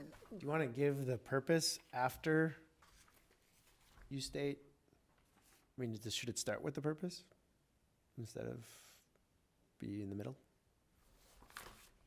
Yeah, we started to write the purpose in the first description, but, Put it short. so I don't think we need to repeat it. Just, do the strongly recommended and not give a purpose then. So now you're just gonna say encourage and take out in order to streamline? Yeah. Okay. Mark, are you tracking all these? Can you go through that one you just made? So 10.6.3. Yep. It's just gonna say a pre-application conference is encouraged instead of shall be required. Okay. And then you have 10.6.3, 1, 2, 3, 4. Yep. The paragraph that, at least in the version I have, it's like, goes to the left and says a pre-application conference. Yep. That whole paragraph's coming out. Okay. And then 5 is purpose of the pre-application conference. Yep, 6 is minimum pre-application conference materials. yep. And then 7, Which we're not gonna, which we're gonna Suggested. correct. We're gonna say the applicant, is encouraged to provide. Should provide. may provide, Or could we just change minimum to encouraged? Or, Sure. Yeah. Shall- Encouraged to provide. Or you can just take out minimum and just have it say pre-application conference Yeah, materials and say the that's vague. applicant is encouraged to provide. yeah. So could we go back to the first, I'm going to read it because I'm going to have to, well, we'll have to figure this out. A pre-application conference is encouraged prior to the submission of site plan submission of a site plan review application in order to streamline the process for the applicant and the board. No, so I think they said the You're board gonna said they take the wanted to take purpose that out. Take the purpose Because you out. have a whole purpose section, so literally in that first 10.6.3, all you're doing is changing shall be required to is encouraged, and nothing else is changing from 10.6.3, 1 through 4. I think Pat's comment, maybe move the purpose first, the first number 1 purpose, and then go, 1 would be number 2, and 2 would be number 3, and so forth. Oh, please. I'm sorry. You more know, we clumsy, have to but I get- would support that. Is that, Well, then you need to reword it, though, because the Yeah, way 'cause it you're reads saying now these is types it's the of- following types of applications. Yeah, And then okay. it it goes has to to, 1. you All right, know, right. please, So we you have just- to you get need to- these out tomorrow. Right. Okay, so leave it in that order. Leave it in that order. Leave it. And then, so then the whole pre-application conference shall not be required, paragraph's being struck. So after 4, that whole paragraph's being struck. And then the one that used to say 1, purpose of pre-application conference is now 5. Yep, Right? And the only change, there's no change in that paragraph. yep, and then 2 6. becomes 6. Yep, You're gonna cross off the word minimum where it says minimum pre-application conference materials. yep, Just have it say pre-application conference materials, and then it's gonna say the applicant Right. is encouraged to provide. And that's as far as I got on my notes. Well, you could say then the following materials. that- Get rid of the word minimum. Okay, so Get rid of then- minimum materials. Yeah, I think that's fine. Yep. so under number 6, so it says the applicant shall provide the following materials. encouraged to? So we're Gonna putting say- encouraged to Yeah, I'm provide gonna take out up shall. there. And I just taking want out to take out the minimum? shall, I want to make sure. Yes. Taking yeah. out minimum in the title, but not in the sentence where it says the applicant is encouraged to provide the Number following 2, minimum materials. Yeah, Cross yeah. out the minimum. And if That's we're, as far as I got. if we're encouraging it, then we shouldn't apply a fee. The fee should be in the actual site I plan. do feel like the fee should be on the actual site plan I think because, so too, because think if that's people skip that, then Yeah. they're like, well, I'm gonna skip it, and then I don't have any fee. Yeah. I love I, it. I think that's a good point. It just seems more natural to have it in the actual application. Yes. So where does that go? I think you guys can work that in just like Okay. somewhere else towards the end to put the fee Okay, in. so then C becomes B, Yep. and then, Site plan review would be under 10.6. Yeah, 10-6. It'd be in the section for site plan review, right? Yeah.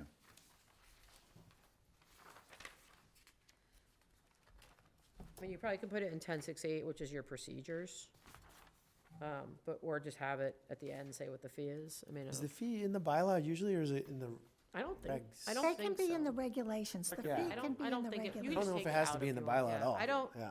whatever you do now, I would just do, so. Is there any issue with having a fee separate from site plan review for the pre-application? Well, I wouldn't charge 2 fees. No.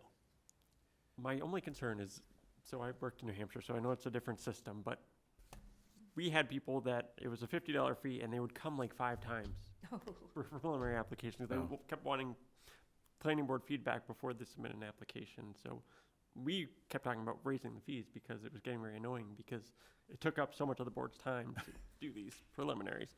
I mean, I wouldn't, again, I would have 1 fee for, People in Massachusetts don't want to come here more. New Hampshire's different, you got, yeah, you got I would- TVs? Yeah, it's like 3 times. I would take a look at however you do the fees now and just do them the same way. And if we leave them in the regulations, that's easier to change? Yeah? Yes. Yes, all right, so we're gonna, We're gonna take that, are we taking it out of the bylaw and leaving it in the reg? Yeah. Should be out of the bylaw because of inflation. Right, yeah. all right, well then, I didn't think it'd be that complicated, but that takes us down to, at least for Oh, my wait, comments, to, We didn't address your comments to gross floor area. oh, I just had so I had a question, cause you're right, in 10631, it just says which increases the gross building floor area. And I just, like, you have defined terms, so anytime you have defined terms, I recommend you use them, so I So just, building is extra there, so Yeah, just gross floor area. yeah, you can take that out. And then you have, Yeah, this is curious. 350 seems small, doesn't it? 350 seems like a small number. I mean, if someone, I'm a little less concerned about it because you've made it non-mandatory. I mean, if you were telling every commercial use that put in a 400 square foot shed that they needed 2 levels of site plan, that's where I could see somebody raising a challenge, but where you've made it non-mandatory, I'm less concerned about you getting a challenge on it. I think that's where the onerous comes in, where you have something really small or yeah. insignificant. Should we increase that? Because 350 square feet is small. It's really small. I was gonna say that number come Ward's from? Hair Salon is bigger than that. Where did 350 come from? I don't know. It came because the fire department building was, it's a small building, but it's a prominent building, so I think that was. Oh, it was the where The museum? We were responding Yeah. to. Oh, okay. Oh. All right. Never thought of that. If it's that small, they won't come. Yeah, I'm less concerned with it now. Yeah, and no, then, yeah, they won't come if it's There we that. go. Okay, Yeah. so I think we've Moving got on? that section squared away. I think that's good. So that takes all the way down to 1064, just Yeah. jumping ahead.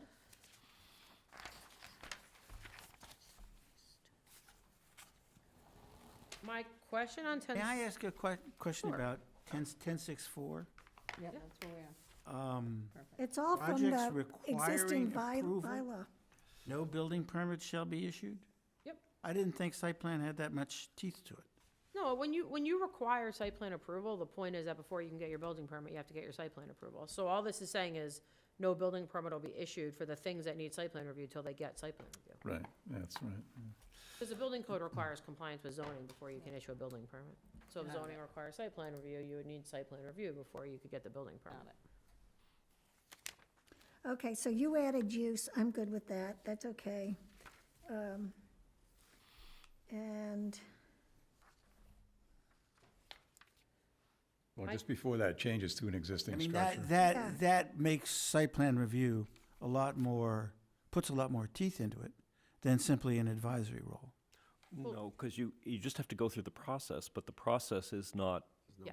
there's no approval, it's just advisory. It's a non-discretionary process regardless, Yeah. but it's customary, it's absolutely the way site plan works, that you get the site plan approval before you get the building permit. It's just your review in site plan is circumscribed compared to, say, a special permit or the zoning board and a variance. The type of review you do is limited. Well, it says you don't get a building permit until, Yes, Right, that's what she's saying. that's how site plan, It's just that they Review have to works. come to site plan review. all right, so Site plan review we don't can't like the date it. project and we never give it approval. But you Isn't can't- that amounting to a veto You power? can't do that, though. and then they'll succeed in an appeal because you don't have authority through site plan review to Okay, weigh they in will on the- appeal, all right. That's what I'm trying to say, is you You're looking can't at turn your both. non-discretionary site plan review into a discretionary decision about whether or not you like the project. My question on 1 was more just a modifying, like, punctuation question.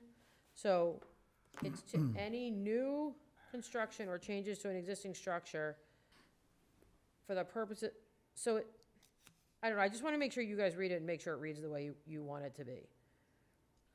Well, this is from the existing bylaw, I know, yeah. but this is the time, if there's something to clean up, we clean it up.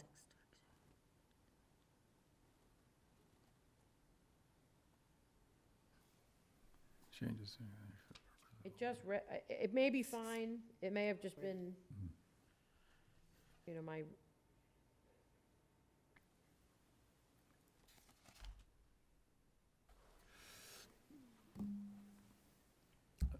I think the reason it's in there is that if there is a change of use, Yep, for example, in that building, that could be a change in function. Yep. Which could be a change in how you're gonna review it. okay, yeah, no, I think that's fine, I just was more The just sentence chance just to sort of clarify rambles it. a bit. Yeah, it does. Yeah, It does. It doesn't read Tightening very it up. smoothly. It's fine, I wasn't recommending a change, it was more like, just make sure you read it and like it, but Yeah. that's all, since I was looking at it. The rest are more just comments, there's nothing to really, the next two are just comments. So would you change, in number 2, you had a comment about government? I mean, it doesn't Would you just matter. change that to town? I mean, you could say municipal, I'm just pointing out, it doesn't really matter if it's a state use, it's not gonna be subject to zoning. Right. You know, and the same State or thing- federal is not subject to zoning. Yeah, and Yeah. the same thing with, you know, if it's a commercial agriculture, there's a more limited Or level of civic- review civic you're allowed to do. buildings. They're just, yeah, I was just noting it more than anything. Okay. So the interior alteration one, Yeah. and again, I know it's in the existing, I'm just flagging it, I think something that you may get a comment from the AG. I mean, zoning doesn't normally regulate interior uses. So if somebody was reconfiguring their interior to get more usable space, but it didn't, for example, under the bylaw, like trigger more of a parking requirement or anything else, there may not really be any reason to do site plan or any basis for a site plan. There's Right. nothing exterior changing. Right. I could see you getting pushback on that. You might get a comment from the AG. I know it's in the, what you have, but you're striking and replacing, they're gonna read everything. The way it's worded, though, it sounds like it cares about interior alterations, but it doesn't. It cares Yeah. about the ripple effect out into the site. Well, and that's what I'm saying. And, but it's not very clearly worded. Right. And that's why I say, because you've captured it elsewhere, right? If it's more, like, if it's more, 5 more parking spaces. So if somebody's making an interior change, Right. then under your parking now needs 6 new parking spaces. Yeah, that's what should interior- trigger the change, not the Yeah. interior, not, The interior alone, no. I don't know that you have a basis for site plan. Yeah, the way the sentence starts, I think, is misleading. Yes. So if you But want you to would- change it, now would be the But time. if you, But the those other thing is, things- yeah, if you rearrange the order of the building so you add more space to something that requires Understood the more parking. intent, it's Start just out the way with the word sentence alteration. reads. Yeah, just get rid Get of rid of interior. interior and just keep it Yeah. as alterations which increase. the- Yeah, that would do it. There you go, Good, there yeah. you go. So we'll take out Good. interior. Good. So that was that. I really didn't have a lot in this one. It was just more, I don't know, I always like to read these if I was just a person walking in to fill out an application, would I know how to use it? Oh, Is it so clear we'll to me? change that to again, avoid questions. alterations from interior to just alterations. Yeah. Yep, so we're just gonna take out the word interior. For 6, yeah. I would take out the word interior in 10.6.6 as well, and 10.6.6.1, just to keep that consistent. And then my question on 10.6.6.9 may go to your point, Marnie, that the online bylaw was wrong, but I just didn't see a B7, so I didn't know what it was. Okay, And I hold wanted to on. make sure that reference was correct. Yeah, I'm doing that right now.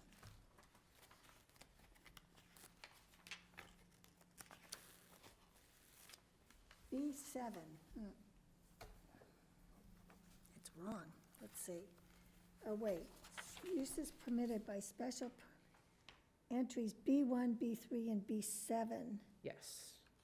Okay, B1 is use of land and structures for religious purposes. B3, use of land or structures for educational purposes on land owned or leased by the Commonwealth or any of its agencies, subdivisions, or bodies politic or by a religious sect.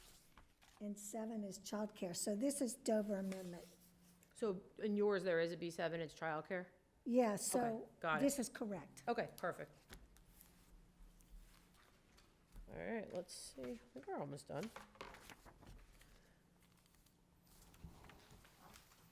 Just another comment on 10.6.9, you know, anytime that you adopt any kind of design guidelines or regulations outside of a town meeting process, they don't have the same binding effect. I'm just pointing it out. Obviously, anything needs to be within the scope of this, but they're really guidelines. They're really recommendations as opposed to something binding. I think I've Yeah, said that And before. we say, however, its recommendations shall be non-binding Yep. on the actions of the planning board. So we've covered Well, that, I they're think. non-binding on you, but I want to make sure everyone understands they're also non-binding on applicants. Like, That's why they're guidelines. exactly.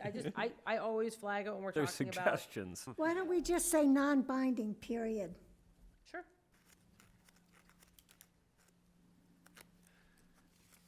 Promoting success.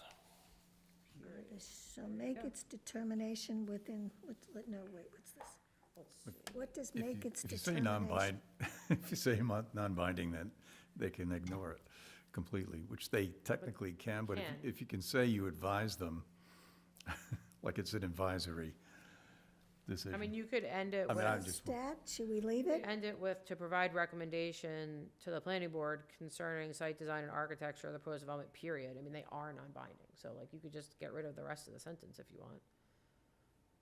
Get rid of from however, Oh, just period. yeah, just At put the a end of period development, there. yeah. Get rid of the That's rest of the good. whole Get rid of the whole thing. thing. How's that, is that more, Yeah, that works. okay. And then, So the reason I'm asking, what does make its determination mean, is I think you just need to be really clear about like what you're supposed to do by like, the certain times. Like ordinarily, when we're dealing with land use boards, it's the filing of the decision with the town clerk that's the action. And so I just, wanted to be clear, like when you said failure to decide within 65 days, or that you're is it voting within 65 days? Is it filing a decision within 65 days? If you're gonna talk constructive approval, I just want it to be clear. And, normally for special permits, we go 90 days from the close of the public hearing. This is different, it's something to keep track of, so I just wanna make sure everyone's clear on what triggers a constructive approval.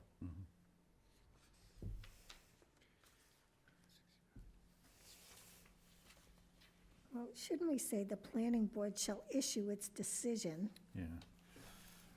Yeah, I would say file your written decision with the town clerk is really what you're going for, but 65 days may not be a lot of time to get it filed, so, that's up to you. Yeah.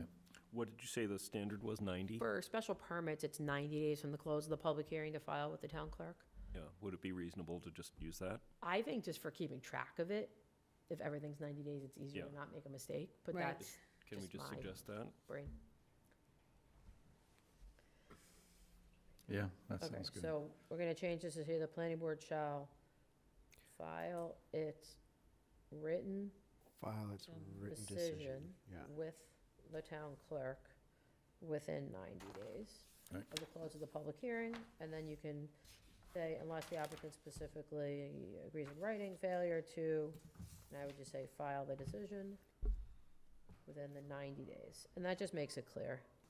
Yeah. That's fine. Yeah. Just one less thing to have uncertainty about. Let's see, another one was just a comment. And then the last one I had on 10-6-13, again, policy decisions for you. 1 year to begin construction, that can be challenging depending on what other kind of permitting and what have you. It's a little bit unusual, although I guess not maybe unheard of, to have a completion date. And so that's just something, you may see challenges on. It's not, usually for special permits, for example, the statute lets you to allow up to 3 years. I'm not sure if your bylaw gives 2 or 3, I can't remember, but, 1 year to start construction might just be something you want to think about whether or not that's, I think, The completion date seems onerous to me as Yeah. well. I think complete within 3 is onerous enough. Like, who knows what financing is available for stuff like this for people, you know what I mean? Supplies, I- building I mean- supplies. I mean, you might could not just be say that they available. need to exercise it, they need to begin construction or something within 2-3 years, whatever you think, and leave it at that would probably be fair and pretty standard. And not take, and take the completion date I would take the completely out. completion date out of there. Yeah. Actually, I have to say no. Okay. Because I live across the street from a building that was started and never finished. Yeah, And I- it's an I agree with that. eyesore. That's right. It's an That is. eyesore. If But you this don't, won't Or solve what you could that do is because you all could that have a- means is their permit goes away and no one Permit is come the and issue. finish it. It Yeah. doesn't, there's no ability to make them finish it. Let's put that in the bylaw. You should see this thing. I mean, I'm not, again, I'm not advocating, I'm trying to keep you guys No. out of challenges and out of fights and see me less. But it's not gonna accomplish making somebody do it. No. It means if they start within a year and they get into some issues and they're not done in 2 years, their permit goes away. Now they're just back here asking for a new permit. You know, Well, a lot of ordinances have a provision for renewing a permit. Yeah. Like you can renew a Concom permit, you can. yeah, I mean, they function a little differently, right? Concom statutorily, you get 3 years, it's a different Yeah, permit. This isn't really a permit, right? Like, it's a review, it's an approval. It's Right. not even like a use special permit or Right. something. right. You know, I think you probably want to go more than 1 year to get started. Well, I it says agree. unless extension is granted by the planning board, so there you have it. I mean, they can get an extension. You know, I don't think we have to change that.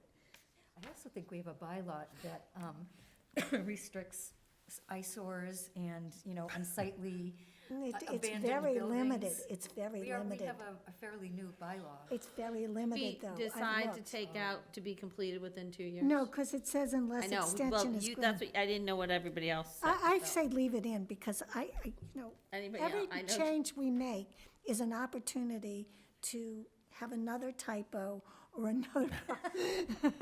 Do you want to increase the 1 year? I'd increase the would 1 year. definitely- I would Yes. increase the 1 year. And if you're gonna increase it 1 year, Yes. to be completed within 2, Yeah, it's all very tight. And especially the more regulations there are, the more things get delayed. So you want to make 2 years and 3 years? 2 years and nothing. 2 years and nothing. 2 years and I would nothing. do, yeah. Me too. It's not up to me, I'm just taking notes.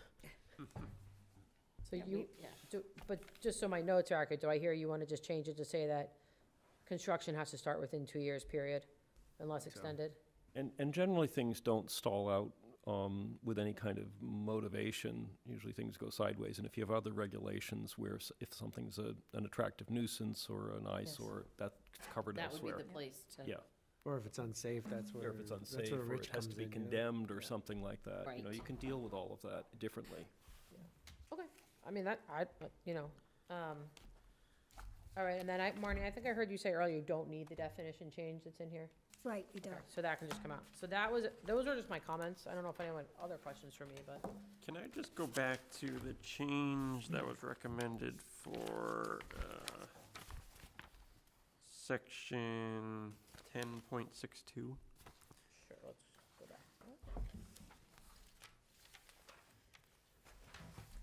So the only change I had in 10.62 is that the word considered is being changed to acted upon. Was changed to what? Acted upon? Acted Okay. So instead of saying you're not gonna consider it until the other stuff's, you're just not gonna vote. So Right, folks can be acted upon. Simultaneously. Yep. That's all I had on that one. I would have a concern with requiring people to get like their septic approval before planning board approval, because the unit count might change during the planning board deliberations, things like that. So the way I've always handled it is the planning board adds a condition that you have to obtain the approvals before issuance of a building permit or before final plan approval. Well, I think, that's I why I think was that asking could work, what. yeah, because usually the building permit is really the gating Yeah. act. Yeah, you could set up conflicts then Yes, I between agree. boards. And that's why I was asking what demonstrate compliance meant, Yes. so. Yeah. What do you want to do with that then? Let's see, a site plan application shall.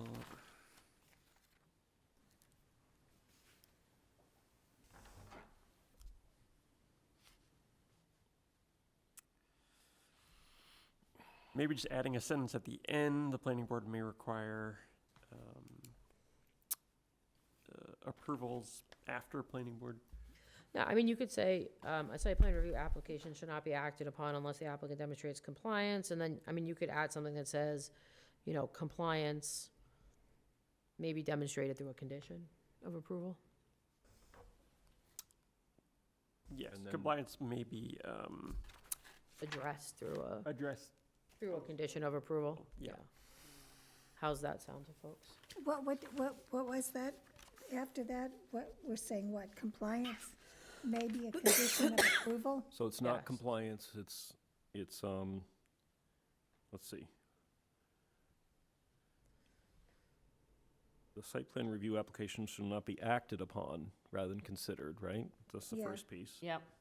Unless the applicant demonstrates compliance with the following bylaws and regulations, if applicable, and then you're trying to tag on, The planning board, adding a sentence at the Condition. end saying. that could be kind of a new sentence. Compliance may be obtained, post-planning board approval as a condition of approval of the planning. Yeah, I board. mean, I think you could say, compliance can be addressed, Yeah, separate through a sentence. condition Yeah. of approval. Yeah. Yeah. And it gives you a little wiggle room to say, we're gonna put it on as a condition. Because sometimes folks get bounced back and forth a little bit between Concom and you, and, you gotta work. things out. Concom's always iterative, all sorts of things can change. Yeah, so- that's what, yeah. exact, so, Mhm. and that, Okay. it's sympathetic to when people have to go to multiple boards at once, right? Sure. All right, Mm-hmm. so do you want, if you're all set and don't have any other questions, do you want to take a vote to recommend, maybe a motion to recommend inclusion in the warrant in this form and adoption by town meeting in this form? Yes. Okay.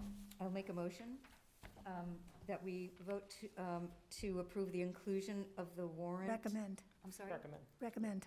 I'm sorry, that we recommend inclusion of the warrant. And what was that last part? Just in this form with these changes, In this form with these changes. and adoption by town meeting this. And adoption by town meeting. Do I have a second? Second, Okay, Pat Norton, Pat Norton, aye. Jonathan Poor, Jonathan Poor, aye.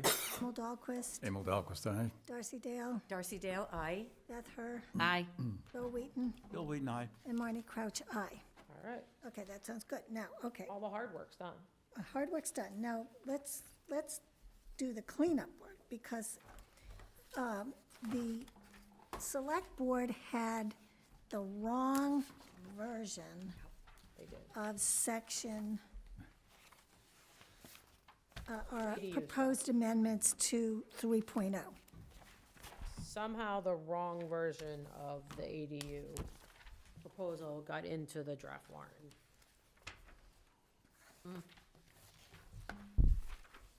Right, so now you have, I believe I sent you, Robin, the version that I Yes. think is the one that, I remember after our meeting, and we went through all your suggestions, I immediately put everything in, and I think it's correct. So just to review, I mean, I did have to change the table of use regulations. Can I ask a question about that? Is the marijuana establishment item already in the bylaw? It's just not on the one online?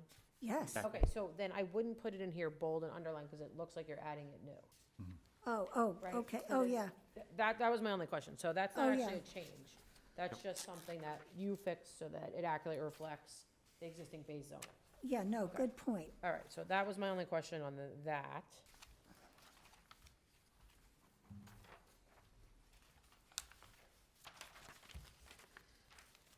I mean, I have a couple minor comments on this, but we already went through it. Yeah, well, let's repeat. I mean, no, if there, we can, Yeah, I don't think, unless you want me to, I don't think I need to repeat all my prior comments. on oh, no, section- no, we addressed all your prior Yeah, so comments, just, I had a think. couple little things on the one that you sent me today. Okay, sure, So, which I can go through very quickly. yeah, Section 363, yeah, Here's 364. so where it says an accessory dwelling unit shall be permitted by right. Oh, actually, I'm sorry, before on the last one, I just realized you never actually, we didn't actually take, on the last one, Did on we the site vote? plan. I didn't know if anybody, did you want to comment? Because technically it's a public hearing. No. Okay, just making sure. Waiting for something, I think I'm. Sorry. Sorry. Cool. Do you- what do you, We take something out of After we order? finish this, we'll take up what you're here for. What is, How much longer do you think we have on this? Should we take it out of order? oh, no, probably we're in started. the middle of this, so Okay. we'll finish this. Okay, yeah, I just want to make sure I forgot, you didn't. Well, we might not This is a even public get, hearing. we should talk about whether we'll even get to the rest of the stuff. We might- have to get to it. You- No, I'm saying, there's other things on the agenda. Or do Not, you- no, not the town center. It said, here it says the town meeting, yeah, the MBTA and the master plan implementation, those were other items. Are Yeah, those but coming the- off the agenda? Well, no, we're just going to make note that Yeah. I think that the town is going to do a two-track on the compliance and then doing something with respect to the unfunded mandate Oh, so, determination. because they met in executive session. Yeah, but that's all we're noting, so we're not discussing it because we don't really, We don't know. No, nothing, no, no. no, no, All, sorry. she's just gonna report what, You can go now. thanks for being here. Thank you, public. Sorry. Sorry you had to sit through all this. You're now much more educated on zoning. Sorry. Sorry, lose track sometimes. Primer on zoning bylaw amendments. All right, so just like I said, quick things. So 363, 363. where it says, an accessory dwelling unit shall be permitted by right in all zoning districts where single-family dwellings are permitted use. Given the EOHLC's final regulations and the fact that they have a defined term that is single-family residential zoning districts, which they define as any district where single-family housing is allowed by right or by special permit, you may want to just change this to read, an accessory dwelling unit shall be permitted by right in all single-family residential zoning districts, Single family.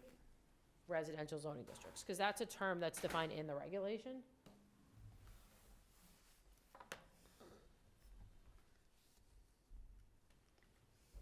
So I have a stupid question.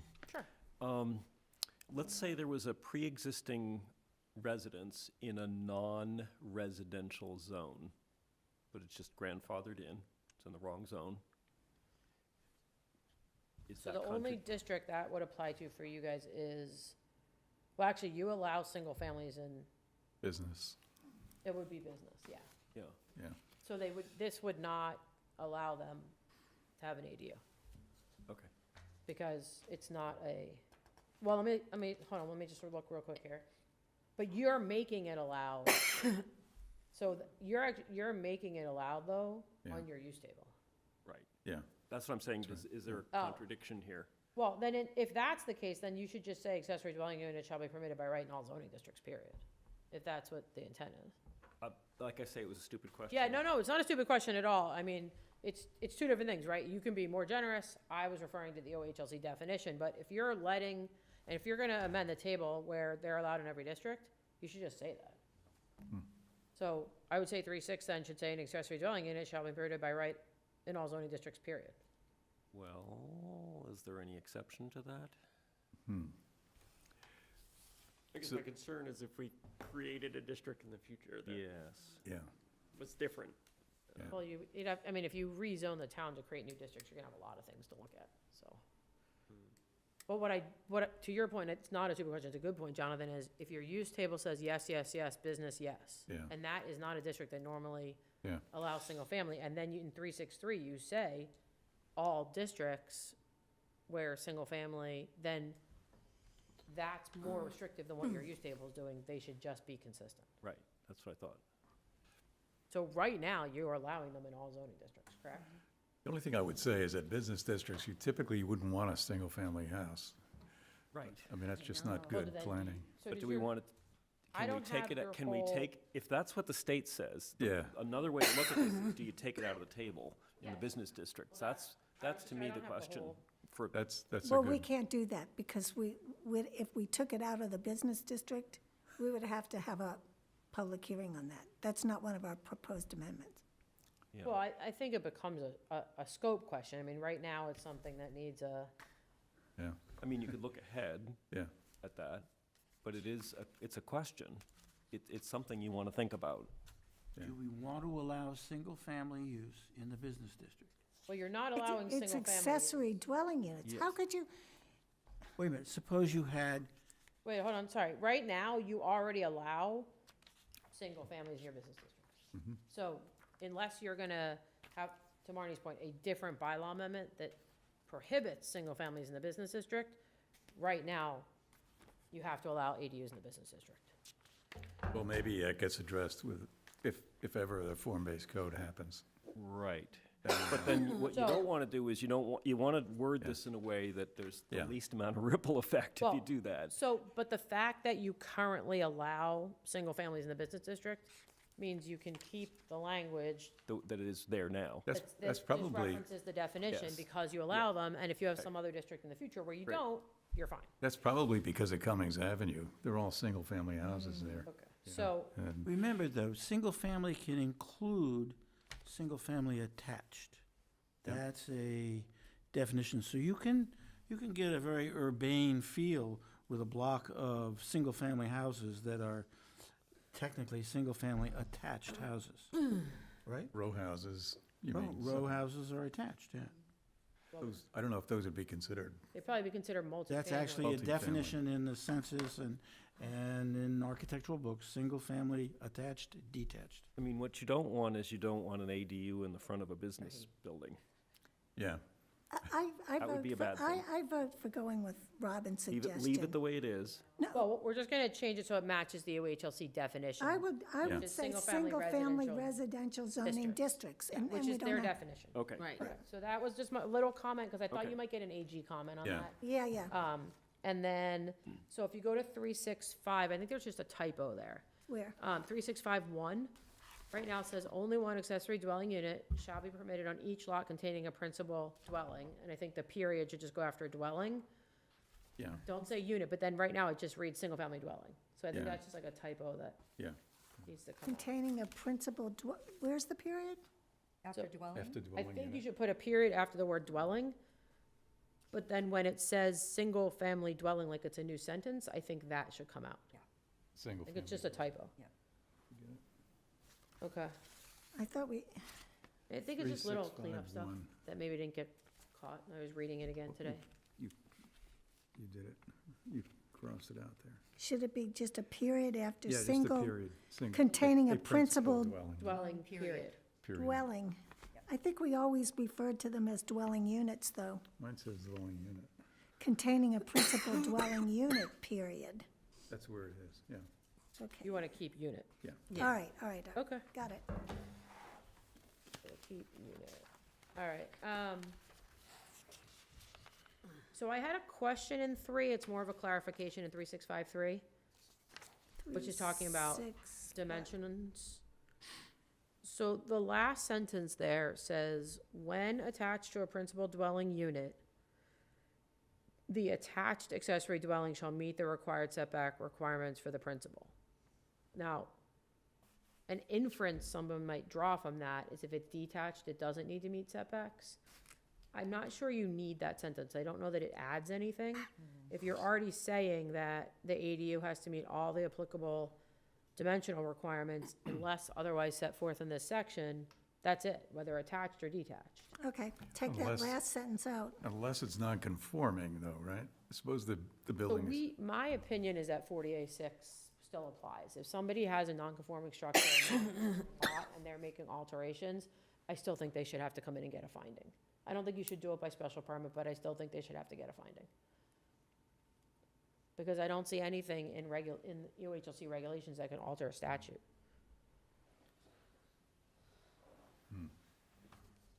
That's my opinion.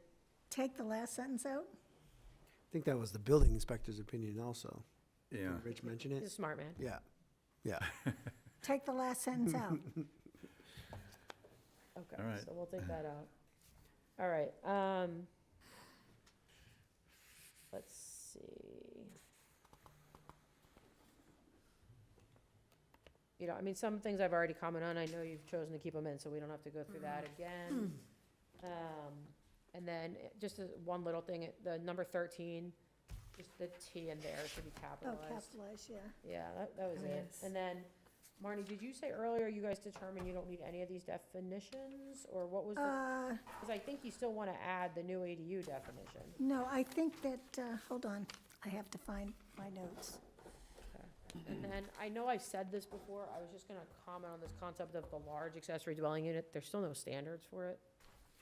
Like, it's a special permit, but there's nothing that like says, other than your normal special permit criteria, which may be fine, but you don't have anything extra in case you wanted them. I think you still want the definitions here. Yes, no, Okay, it wa, all right. there were, this wasn't one of the ones where we were taking the definitions out. That's all I had on that one. Like I said, it was, Okay, so I think I addressed the one issue you had with the inclusionary housing trust. You said check the language, and I did. oh wait, are you moving on to the inclusionary? Oh, yeah, we need a motion Or then did on you- this. Sorry, I thought we were, nope. Oh, do you have any more on No, this? I didn't realize you were shifting gears, so my brain wasn't following. No, I think we need, Have a motion we first. need a motion on this. And Darcy's the expert. Okay. I don't know where to start. Why don't you say, I move that we recommend inclusion in the warrant and adoption by town meeting in this form. Okay, I move that we How's include that? the town, I move that we Recommend. recommend the inclusion Inclusion in the warrant and adoption by town meeting and adoption at town meeting of the proposed ADU changes in this form. with, regarding the changes in And I think that was good. whatever. Second? Okay, Pat I'm writing Norton, it down. Aye. so I can Thank do the you. next. Jonathan Poor, Jonathan Poor, aye. Emil Dahlquist, Emil Dahlquist, aye. Darcy Dale, Darcy Dale, aye. Beth Her, Aye. Bill Wheaton, Bill Wheaton, aye. and Marnie Crouch, aye. So, do we have any left? Let me just Got a review. couple things. So we did the GPOD, Yep. taking section 4.1 and 4.2 off. Can we do a quick vote on that, just in case anybody needs it? Oh, to take the vote off, Yeah, take just it that off? you vote that you're requesting the select board take 412 and 424 off the warrant, Yeah, and to the extent necessary, the town meeting refer it back to you. Is I'm that- sorry, I didn't follow. Sorry, just so that it's, that you, because this is a 48-5 hearing, and it was on the agenda for the hearing. Oh, so we should vote to Take take a it vote to off? take it off. Just Yep. vote that you're requesting the select board take it off the warrant, Okay, and to the extent necessary, that town meeting refer it back to you for future consideration. And is this for 40, 41, and 42? yes. This is, yeah, so this is 4-1 and 4-2. Okay, we want to refer the So you want to take it off the warrant, 40, 41, and 42, and refer it back to the, to have the select board take it off the warrant, and we'll deal with it later. yes, that's fine. Second, Second? Pat Norton, Pat Norton, aye. Jonathan Poor, Jonathan Poor, aye. Emil Dahlquist. Emil Dahlquist, aye. Darcy Dale, Darcy Dale, aye. Beth Her, Aye. Bill Wheaton, Bill Wheaton, aye. and Marnie Crouch, aye. All right, so you still have the. Temporary signage. Yep. Yeah, and that's actually in the warrant, and so the only change to this is that the second sentence is removed.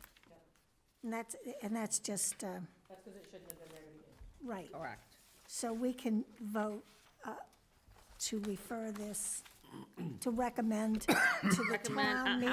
about, how about, that I, do they- you want me to do this one? Yes. I recommend, inclusion in the warrant and adoption by town meeting for, the section on temporary signage. Is that Second. right? Did we get that right, the wording? Yes. Yeah. And Okay. I know nobody's here, obviously it's a public hearing, is anyone on the Zoom? There's one yes. person on the Zoom, well, two people on I'm the going to Zoom. second that while I it's, just want to make sure folks Yes. know if On the if they vote. want to chime in, they should, but it doesn't seem like anybody wants to. You know, Right. okay.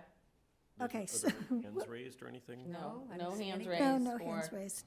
Or they can interrupt us. Yes, just want to make sure people know that. Chime in. Perfect. Okay, so we can take a vote on that. Yep. Pat Norton, Aye. Jonathan Poor, Jonathan Poor, aye. Emil Dahlquist, Emil Dahlquist, aye. Darcy Dale, Darcy Dale, aye. Beth Her, Aye. Bill Wheaton, Bill Wheaton, aye. and Marnie Crouch, aye. And so the next item is the zoning bylaw definitions. And these were the ones recommended by Rich Maloney.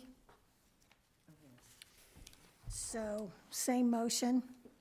I just had one comment, and again, I don't have like a feeling on it, I just had a question, because you're changing the definition of gross floor area business. You're not changing the definition of gross floor area residential. We did, I believe. It's underneath gross floor area residential. Yeah. I could put a, Okay. I You know could put what? a space there. You know what, I'll be honest, I completely missed it in the way it was in here. All right, then Right. never mind my comment. Yeah, I wondered why you put that. Honestly, Yeah. the way it's Yeah. formatted, I didn't catch it. Yeah, you could probably put a space in, or maybe it's just my eyes. I can recommend a space or something. Okay, that Okay, was on me. we can vote on that. We need a motion, but we On can, the definitions? yeah. So I recommend inclusion in the warrant and adoption by town meeting for the zoning bylaw amendment changes for the definition section. Second. Okay, Pat Norton, Get Pat into Norton, aye. color. Jonathan Poor, aye. Emil Dahlquist, aye. keep going, guys. Darcy Dale, aye. Beth Hart, aye. Bill Wheaton, aye. Marnie Crouch, aye. We get- Okay. So we already did Yep. section 3.0. We now need to do the inclusionary housing. That's by it, right, that's the last one? Last one. Okay, and then you're gonna come back with the floodplain at some point? Yes. Okay. Okay, so I made the, I think you just had the one comment on the second. inclusionary housing? Do we vote on site plan review? On that? Yeah, so we just have Remembering inclusionary the bylaw. existing language is correct. Equivalent in fee. I had pointed out the one thing that you already fixed, which was with the regular bylaw. You had one comment and I fixed it. Your comment was correct. Yep, that was my only comment. We already went through this, so that was my only comment, was that, Okay, so we can vote on that. yeah, I don't, it doesn't seem like anyone in the Zoom. No. I think he's with the newspaper, so I think, There's a minor, I looked it up. Okay, are we ready for, Make sure we don't miss anyone. hold on just a Oh, second.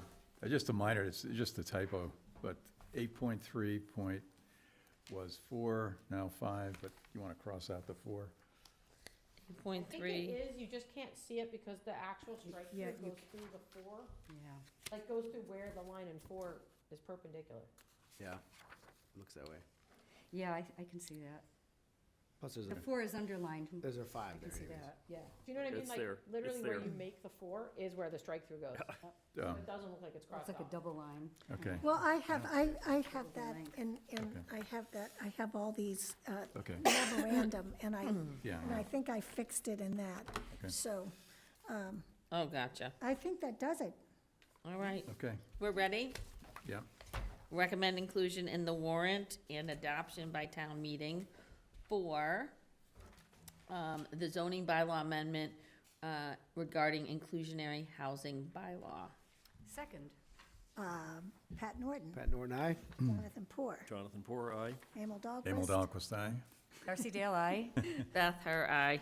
Bill Wheaton, aye. And Marnie Crouch, aye. Okay, so I think we're done with our public hearing. Wow. So do we have to close the hearing?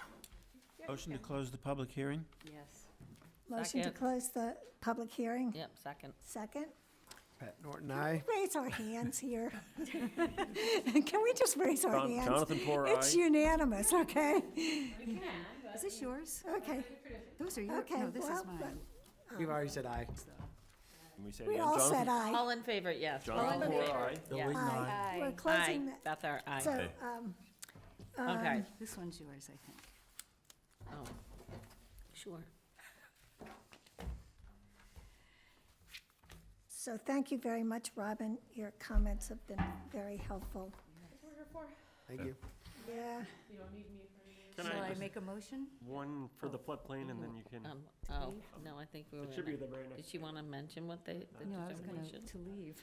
I know, but let's see what. Madam Chair, Wait, It's like on the if the town wishes to pursue the same strategy as some other towns on mandated expenditures with the state, do we need to have a plan for 3A No. that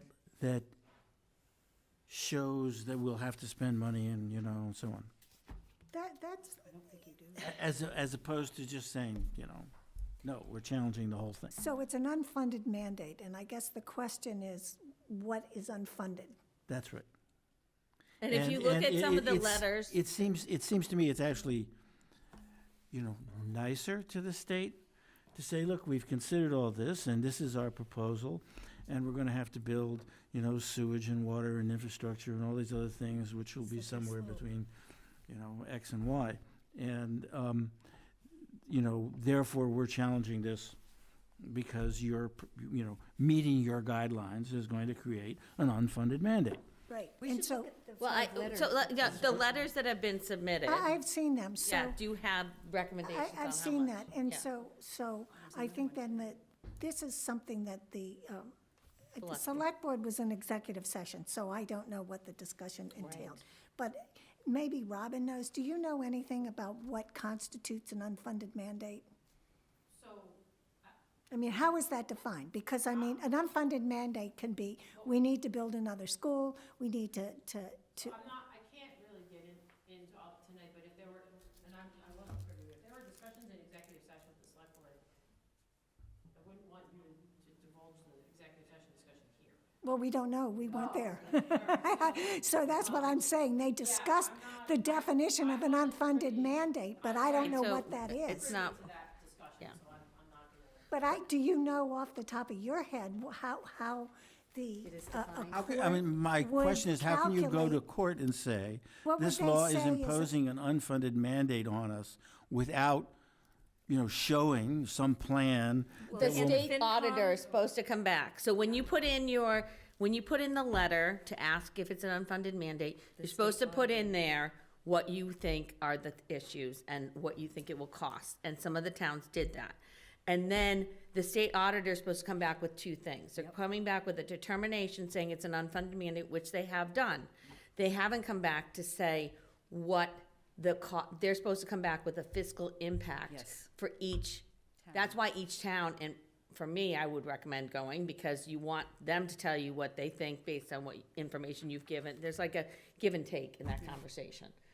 But Right. you put information forward, and then they kind of say, well, this is what we think the fiscal impact is, based on reading what the whole unfunded mandate is. But they have put that second part on pause, because I think they're waiting for the state to do the to fiscal? give some, Yeah. there's, very. All And the business auditor fiscal. said We it shouldn't would do take quite a anything. while to give a financial impact for each town. It's Right. a time. Yeah, it So- is. So do I we don't- know that they're we moving don't- forward with I- anything? No. Yeah, I don't know. I mean, you can go to the state auditor, you can go to the Superior Court. Right. I'm just I mean, looking to see whether there's We don't know. something that we need to do Well, put it to this come way. up with, you know, these are the acres that we would do in this part of town. And, oh, by the way, there's no sewage in the schooling. I think more importantly, there's no water. So to me, if you go to the Superior Court or you go anywhere, you're basically the plaintiff and you have to meet your burden of proof.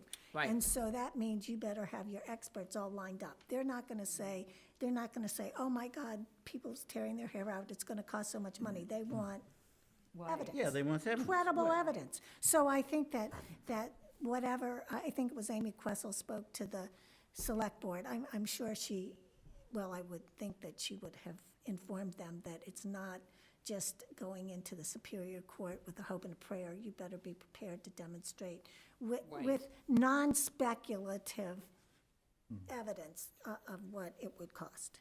Can But given the time, I think let's Just a quick, can I just quickly, the feedback the senator gave in regards to the Yeah. 3A and the water use and Oh, everything yeah, else. yeah. And I'll be super, I guess he's initiated an act or whatever you call it, a bill, and supported something in allowing or opening the door for an appeals process for towns, trying to give some flexibility to the MBTA community's bylaw and requirements. So they're opening the door. Every single one of them expressed the desire for this to be more flexible and encouraging the state to take the approach of working with towns to build more housing versus taking them to court. Carrot versus the stick. So there is like things in motion too, I think in many different areas that allow towns more flexibility. But they did, each one of them, identify that there's a $200,000 housing deficit or something like that. Yeah. And the town should be encouraged to continue on their path of looking at and working in goodwill to identify opportunities, even if not meeting the requirements of the new law. So that is the paraphrasing very much so, the feedback that we were given and kind of what they were all describing. And as far as water use goes, that, you know, Senator Tower gave a reference to the fact that a lot of these people are in the state already and consuming resources. It's just about providing them housing. But yes, of course, this housing need is also a platform for those other infrastructure needs. So we already know there's issues. This is actually further highlighting the fact that there are these issues and that we have an opportunity as part of the task force and other areas to address them in the same breath as the housing issue. So I not mean, necessarily one being in conflict with one another, but maybe looking at it in the sense where. one You could know, it's puzzling to me because I know with the drought this year that Hamilton was really close to having to open up its emergency access to the Salem-Beverly water system. That's how bad it was. So, you know. That's the drought bill. So the drought bill. 731 units, you know, if there were a fire, the hose might not run water. And so I'm wondering if site plan review, you know, would say, you want to build 50 units, well, given what our water capacity is, you get 5. Right. That's a hypothetical, but I mean, really, We're limited. It's a limiting factor. our water situation is bad, and there was talk of the Miles River, and my recollection is, and I looked at this litigation, you know, with respect to the synthetic turf, I think that they did some testing, you know, near the athletic fields in the Miles River, and there was PFAS. Already. Yeah, so, I mean, one of the wells was closed because of PFAS, and, you know, there's a lot of expense associated with just getting the 4 presently regulated, and who knows, it could all be unregulated tomorrow.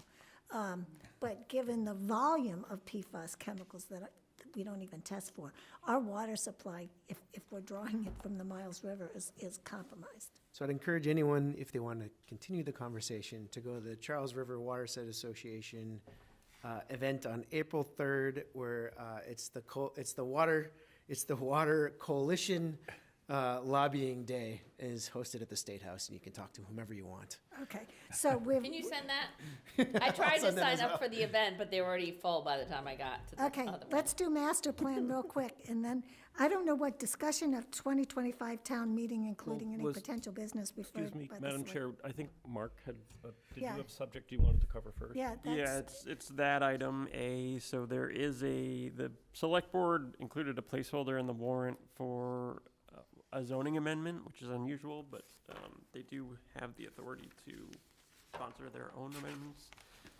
So the reason they've prioritized this is the FEMA updated the flood maps for Essex County.